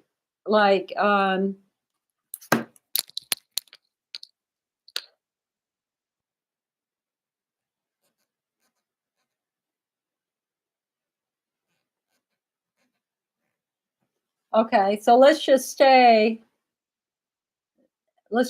that's your urethra. So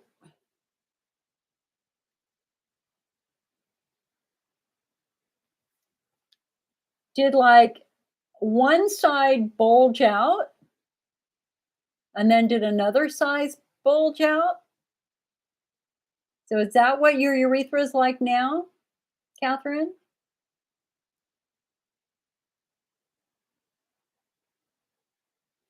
He tried to surgically repair it?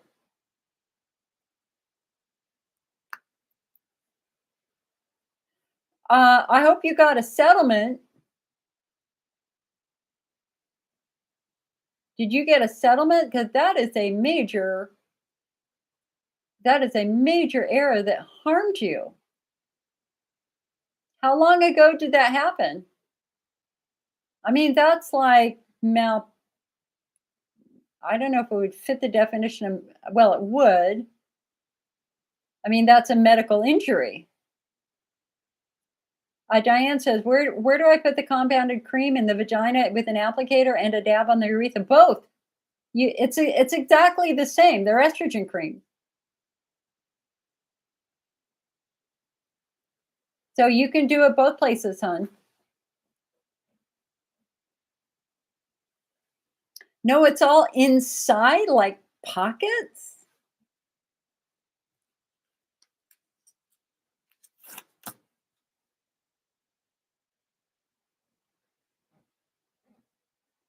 Okay, so hold on.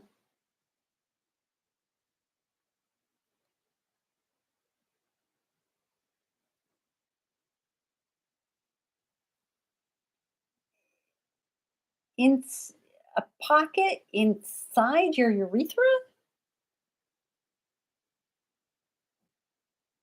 It doesn't look like a pocket. So are you saying it's like that?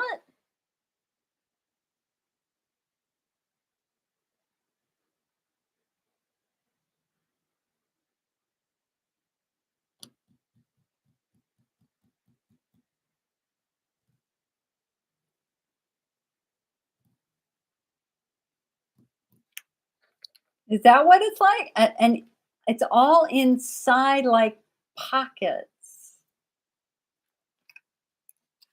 I don't understand. I mean,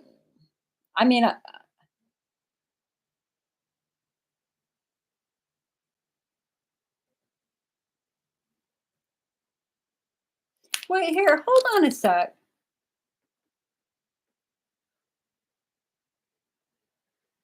You tried, but only 6% bladder and external damage never make it to court. But did they offer you a settlement? Because it's not the bladder injury as much as it is a urethra injury, for God's sake.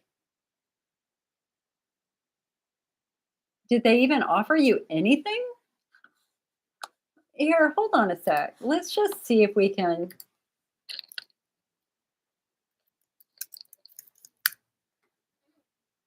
Let me just see if there's any published.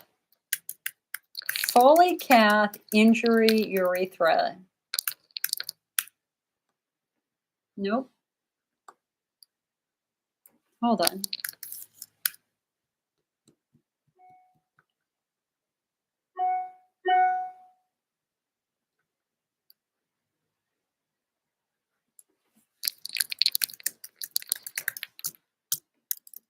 Huh.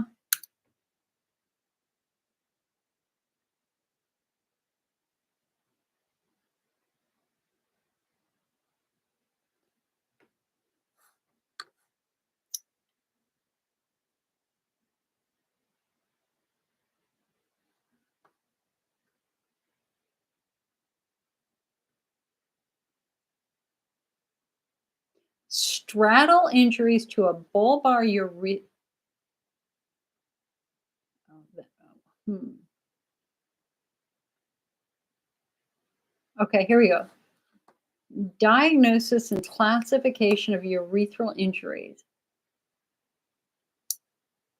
Urethral injuries are uncommon and rarely life threatening in isolation. They are, however, among the most devastating urinary system injuries because of significant long term sequelae, including strictures, incontinence, dysfunction, and infertility, that's especially in guys. Urethral trauma may be categorized by mechanism of injury, blunt versus penetrating, and by location, posterior versus anterior. Injuries to the posterior urethra are classically associated with pelvic fractures, while anterior urethral trauma arises secondary to injudicious instrumentation. Okay. Isn't that interesting? That's what they are calling what happened to you, an injudicious instrumentation. This article reviews the major etiologies and mechanisms of urethral trauma, describes how these are diagnosed, and explains the classification. That's an article from 2006.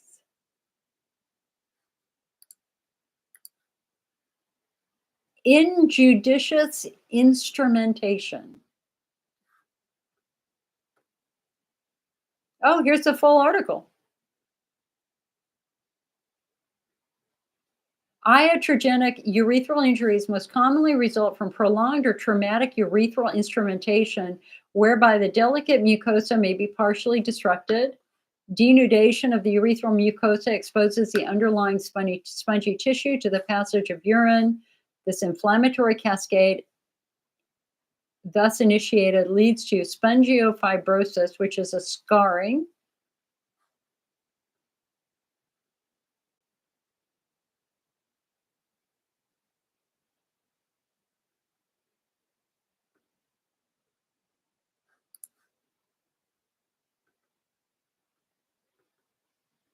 Here, I'll give you a link.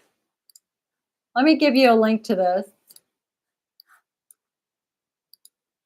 Injudicious instrumentation. There you go. Obviously, you're not the only person that this happened to. So it's a stricture. Oh, okay. Okay, so a stricture is a narrowing.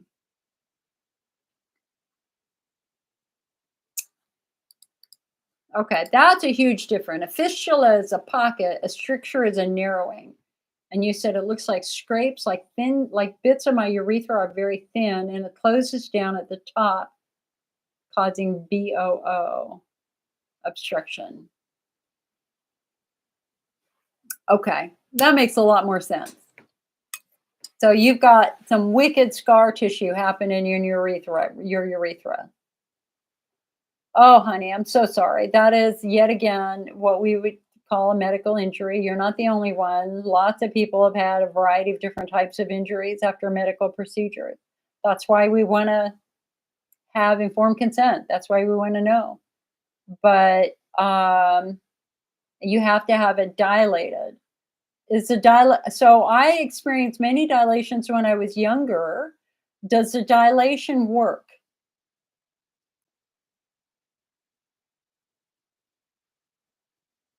So normally when they do a dilation, they numb the urethra, then they stick what they call a sound. They might start with a small sound and then they might work to the next size. And they'll work until they can't go up a lot. They just have to gradually go up over time. And eventually you can get that scar tissue to stretch out. So the dilation, that's a scenario when a dilation makes total sense. The challenge, of course, is peeing afterwards.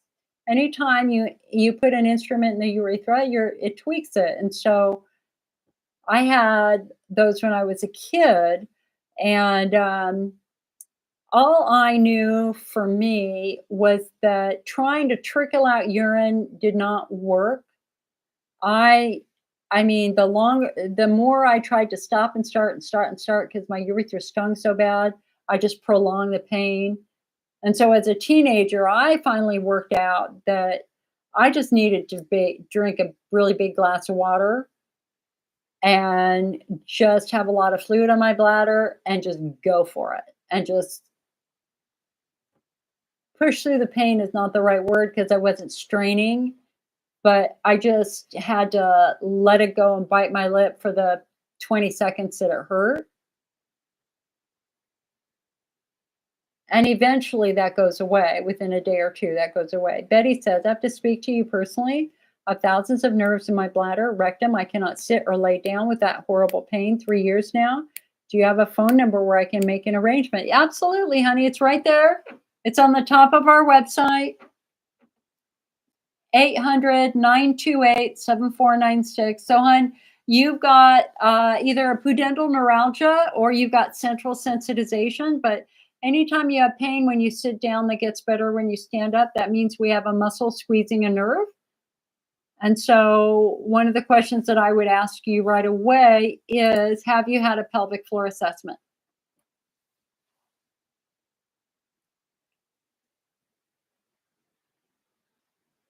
Your colon specialist told you that your bladder is laying on your vagina. Well, they're attached. They're attached to each other. Horrible pain for 24 hours. I'm so glad I saw your live video today. You had interstellar. I don't know what that is. It bothered you. It was taken out. Oh, interstem. You struggle to have a normal bowel movement. Your muscles are very weak. So have you had a pelvic floor assessment, Betty? Have you had a pelvic floor assessment? David says, I'm having a hydrodistension this Thursday. David, why are you having a hydrodistension this Thursday? What's going on that's bringing on the OR? They just want to take a look. Are they going to treat some lesions?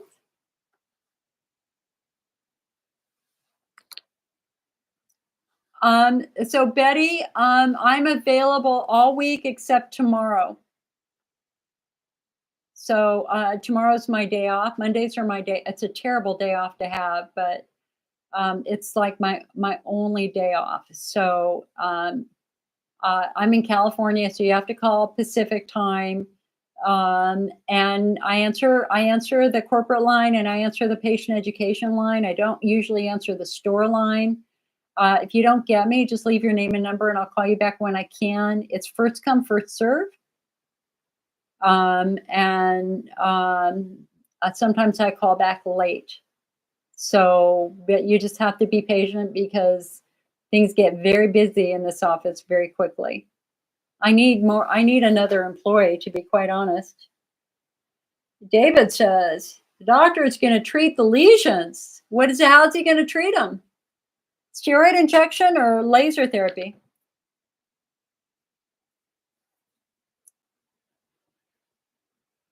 Catherine said, my first surgery to remove a kidney stone. Betty, you have not had the assessment. I will call you. Thank you so much. Absolutely, Betty. Absolutely, girl. You need to have your pelvic floor assessed sooner rather than later. Because again, if you have pain when you sit down that gets better when you stand up, that tells me you have tight muscles. Sometimes the muscles are fundamentally weak, but they have a job to do. So what happens is they lock down very tight to do that job. And that's why muscles often get tight.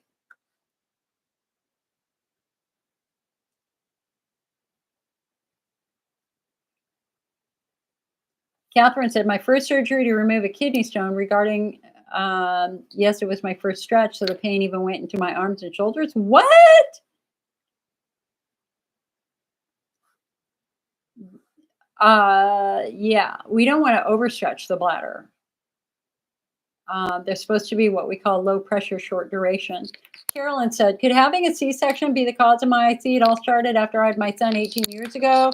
I can't figure out what caused it. Can we say pelvic floor injury? Classic. Very common. Very, very common. Remember, so number one, you were carrying a baby, so your pelvic floor muscles were stressed by that.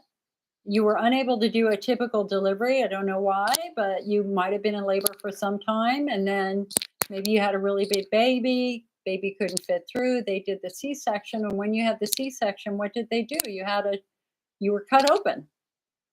Muscles were cut. Nerves were cut potentially. And so childbirth is a very common cause of pelvic pain and or bladder pain. Mandy said, how common is IC and OAB together? Well, many people believe that they're the same thing. Many people believe overactive bladder is a very, very mild presentation of IC. The difference between the two is the IC has pain so somebody with IC, they're running to the bathroom to reduce pain. Somebody who has overactive bladder is running to the bathroom to avoid leaking. So they're kind of that's the distinct difference between the two. The overactive bladder patient doesn't have pain. They're running to the restroom because they feel like they're going to leak. The IC patient has pain on bladder fill usually. David said they're going to do steroid injections, no GMSO, heparin, and some meds. I thought the nurse said something about citrate. Interesting.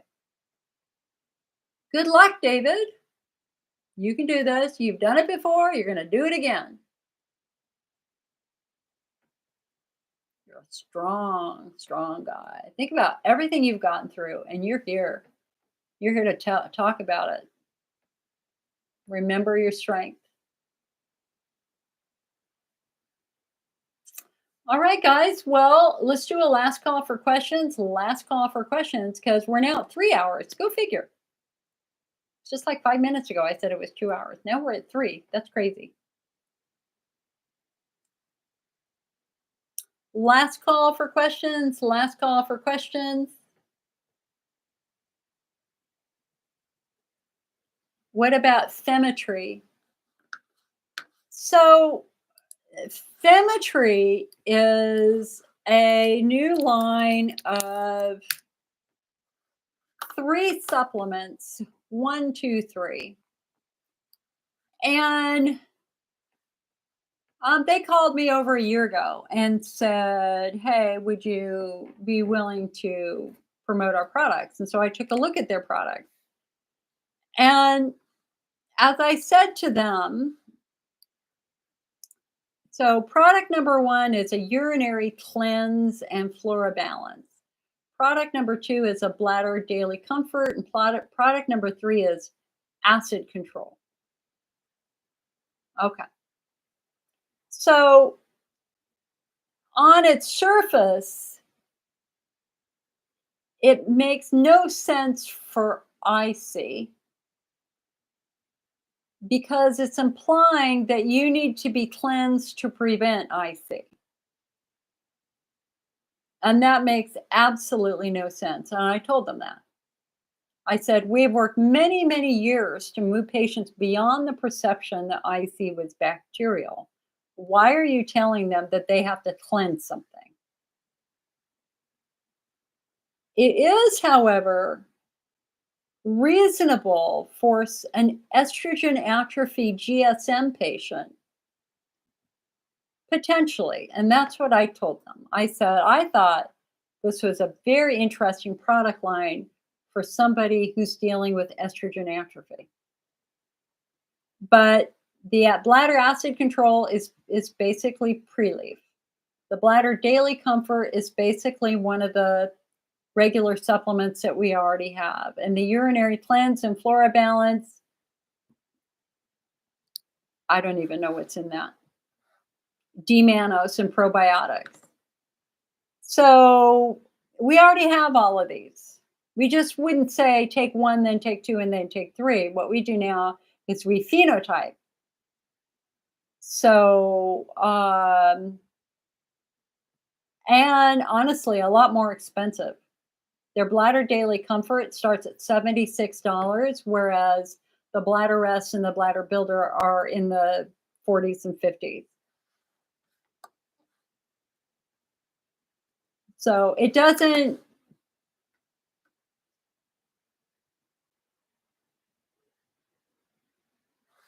I think we have to know our phenotyping to make this work.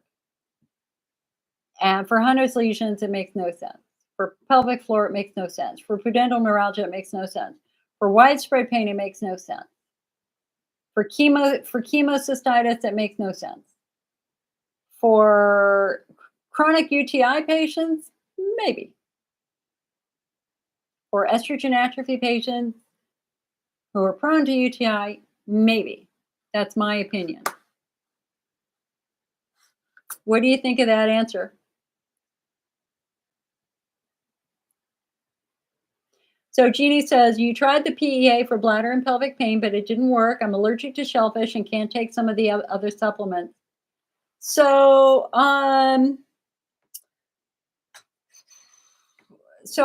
again, it goes right back to your phenotype, Jeannie. So what is your phenotype? Do you know what your phenotype is yet?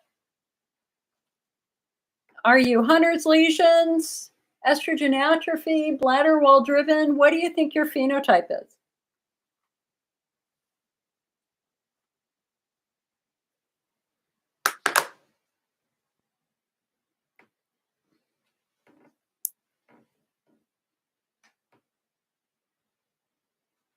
Bye, Anna. No worries.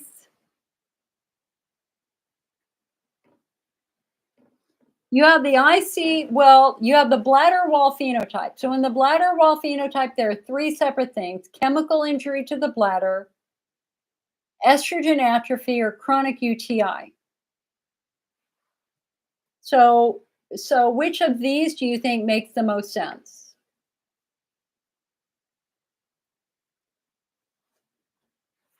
How old are you, hun?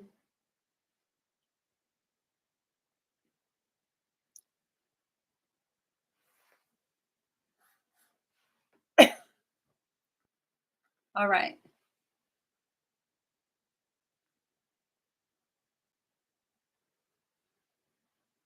Mandy says, you're looking fantastic these days. You age backwards. Honey, there's a lot of blurring powder going on right now.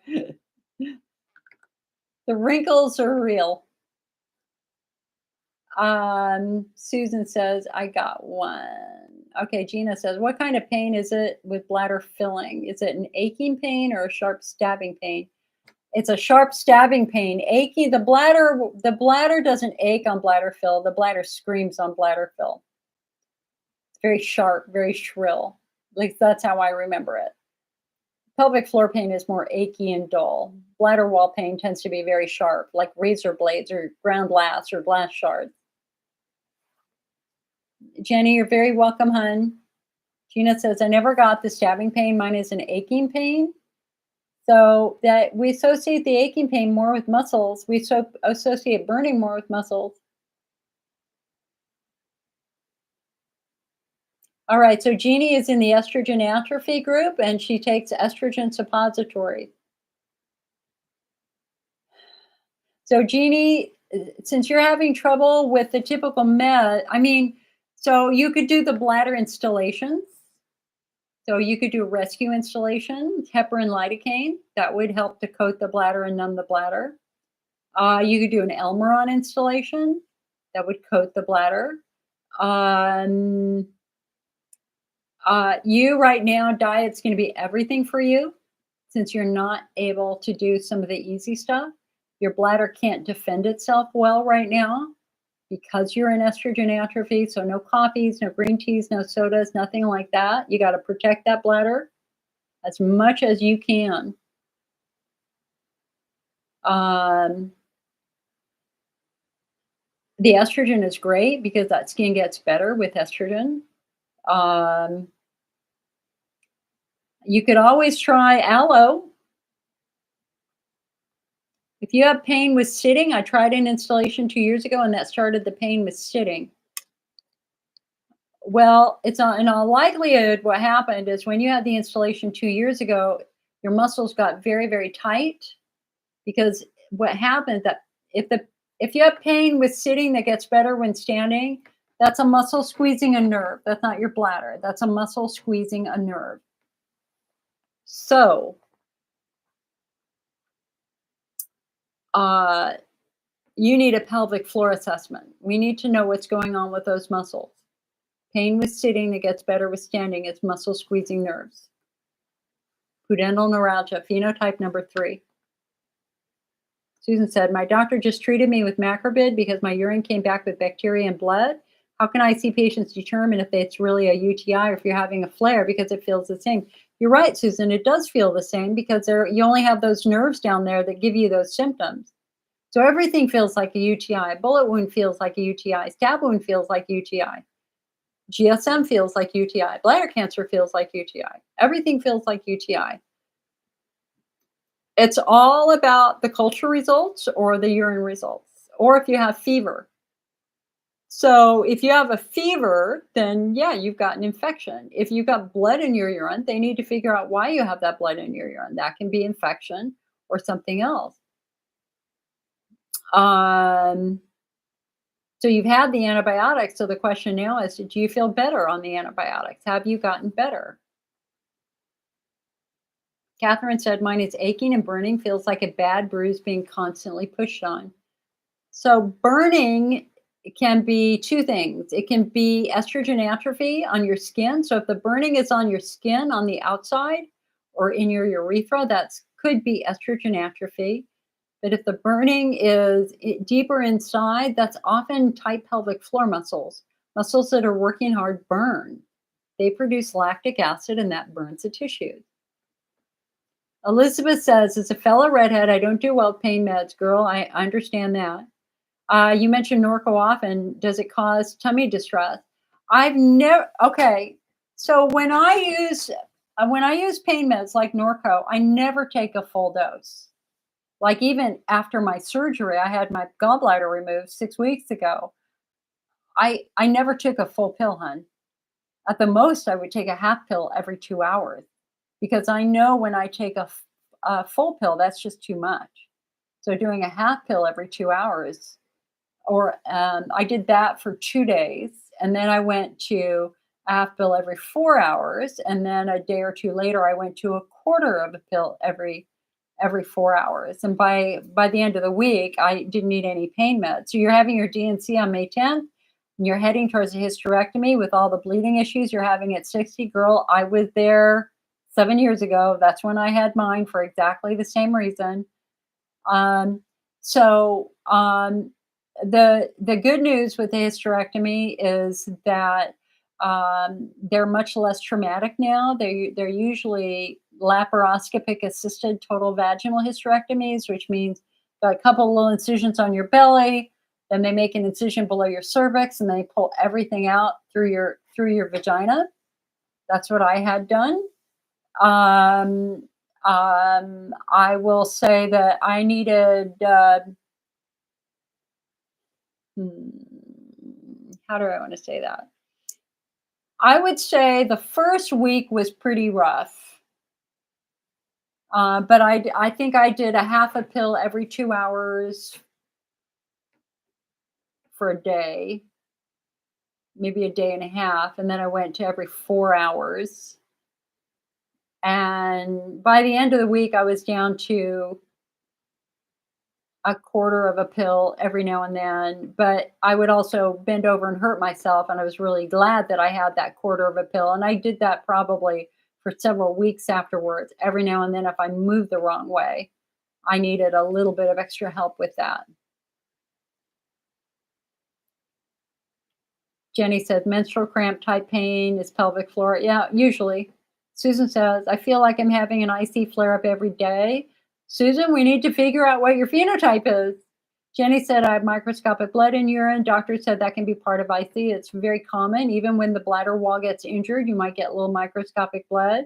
You have a tight pelvic floor as well. Can atrophy cause blood in urine only seen on tests? Um, When you're in extreme estrogen atrophy, you don't have that nice thick coating, so urine is getting down onto the cells, irritating the cells, and urine is getting where it's not supposed to be, and so those cells ask for help to your immune system. Your immune system floods the area with white blood cells. But what happens is the blood vessels open to let the white blood cells into the cells and in that area to kill the invading urine. But that also lets out red blood cells. And that's why we often have microscopic blood in our urine when we have a flare, even a food related flare. Usually, microscopic blood is not that big of a deal. However, if you look in the new AUA guidelines for IC, they're asking doctors to be more assertive and aggressive when they find consistent blood.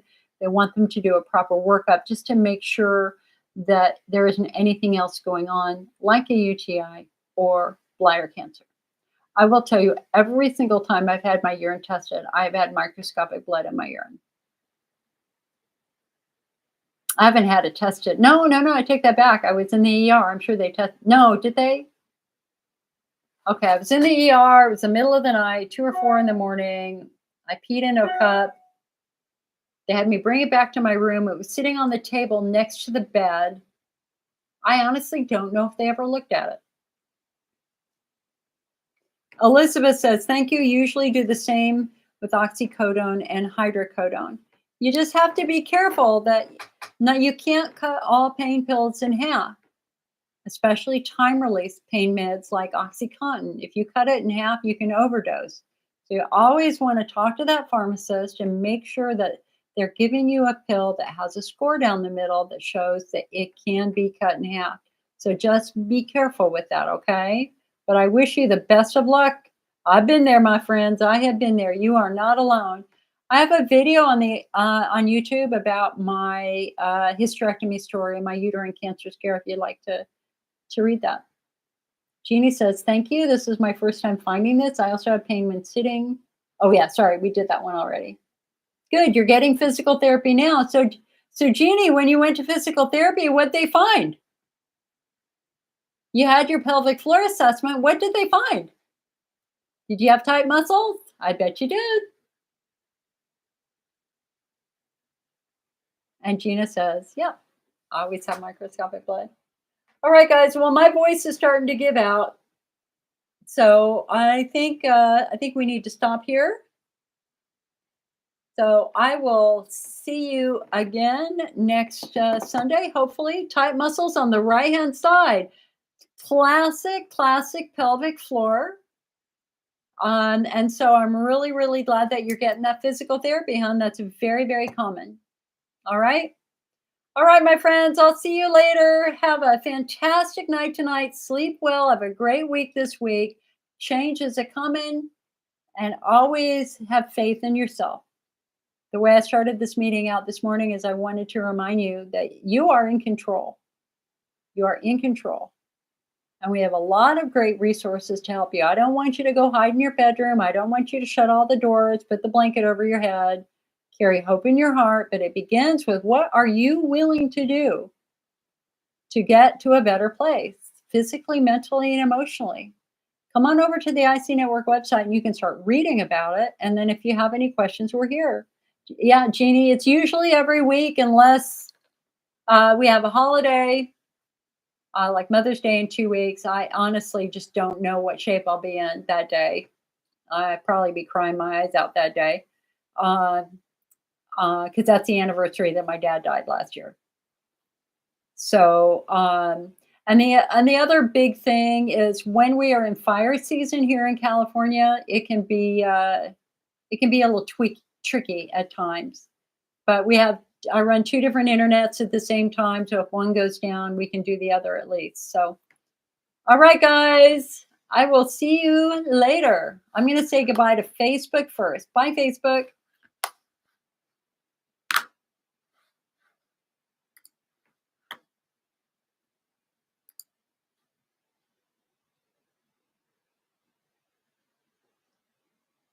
Did it end it?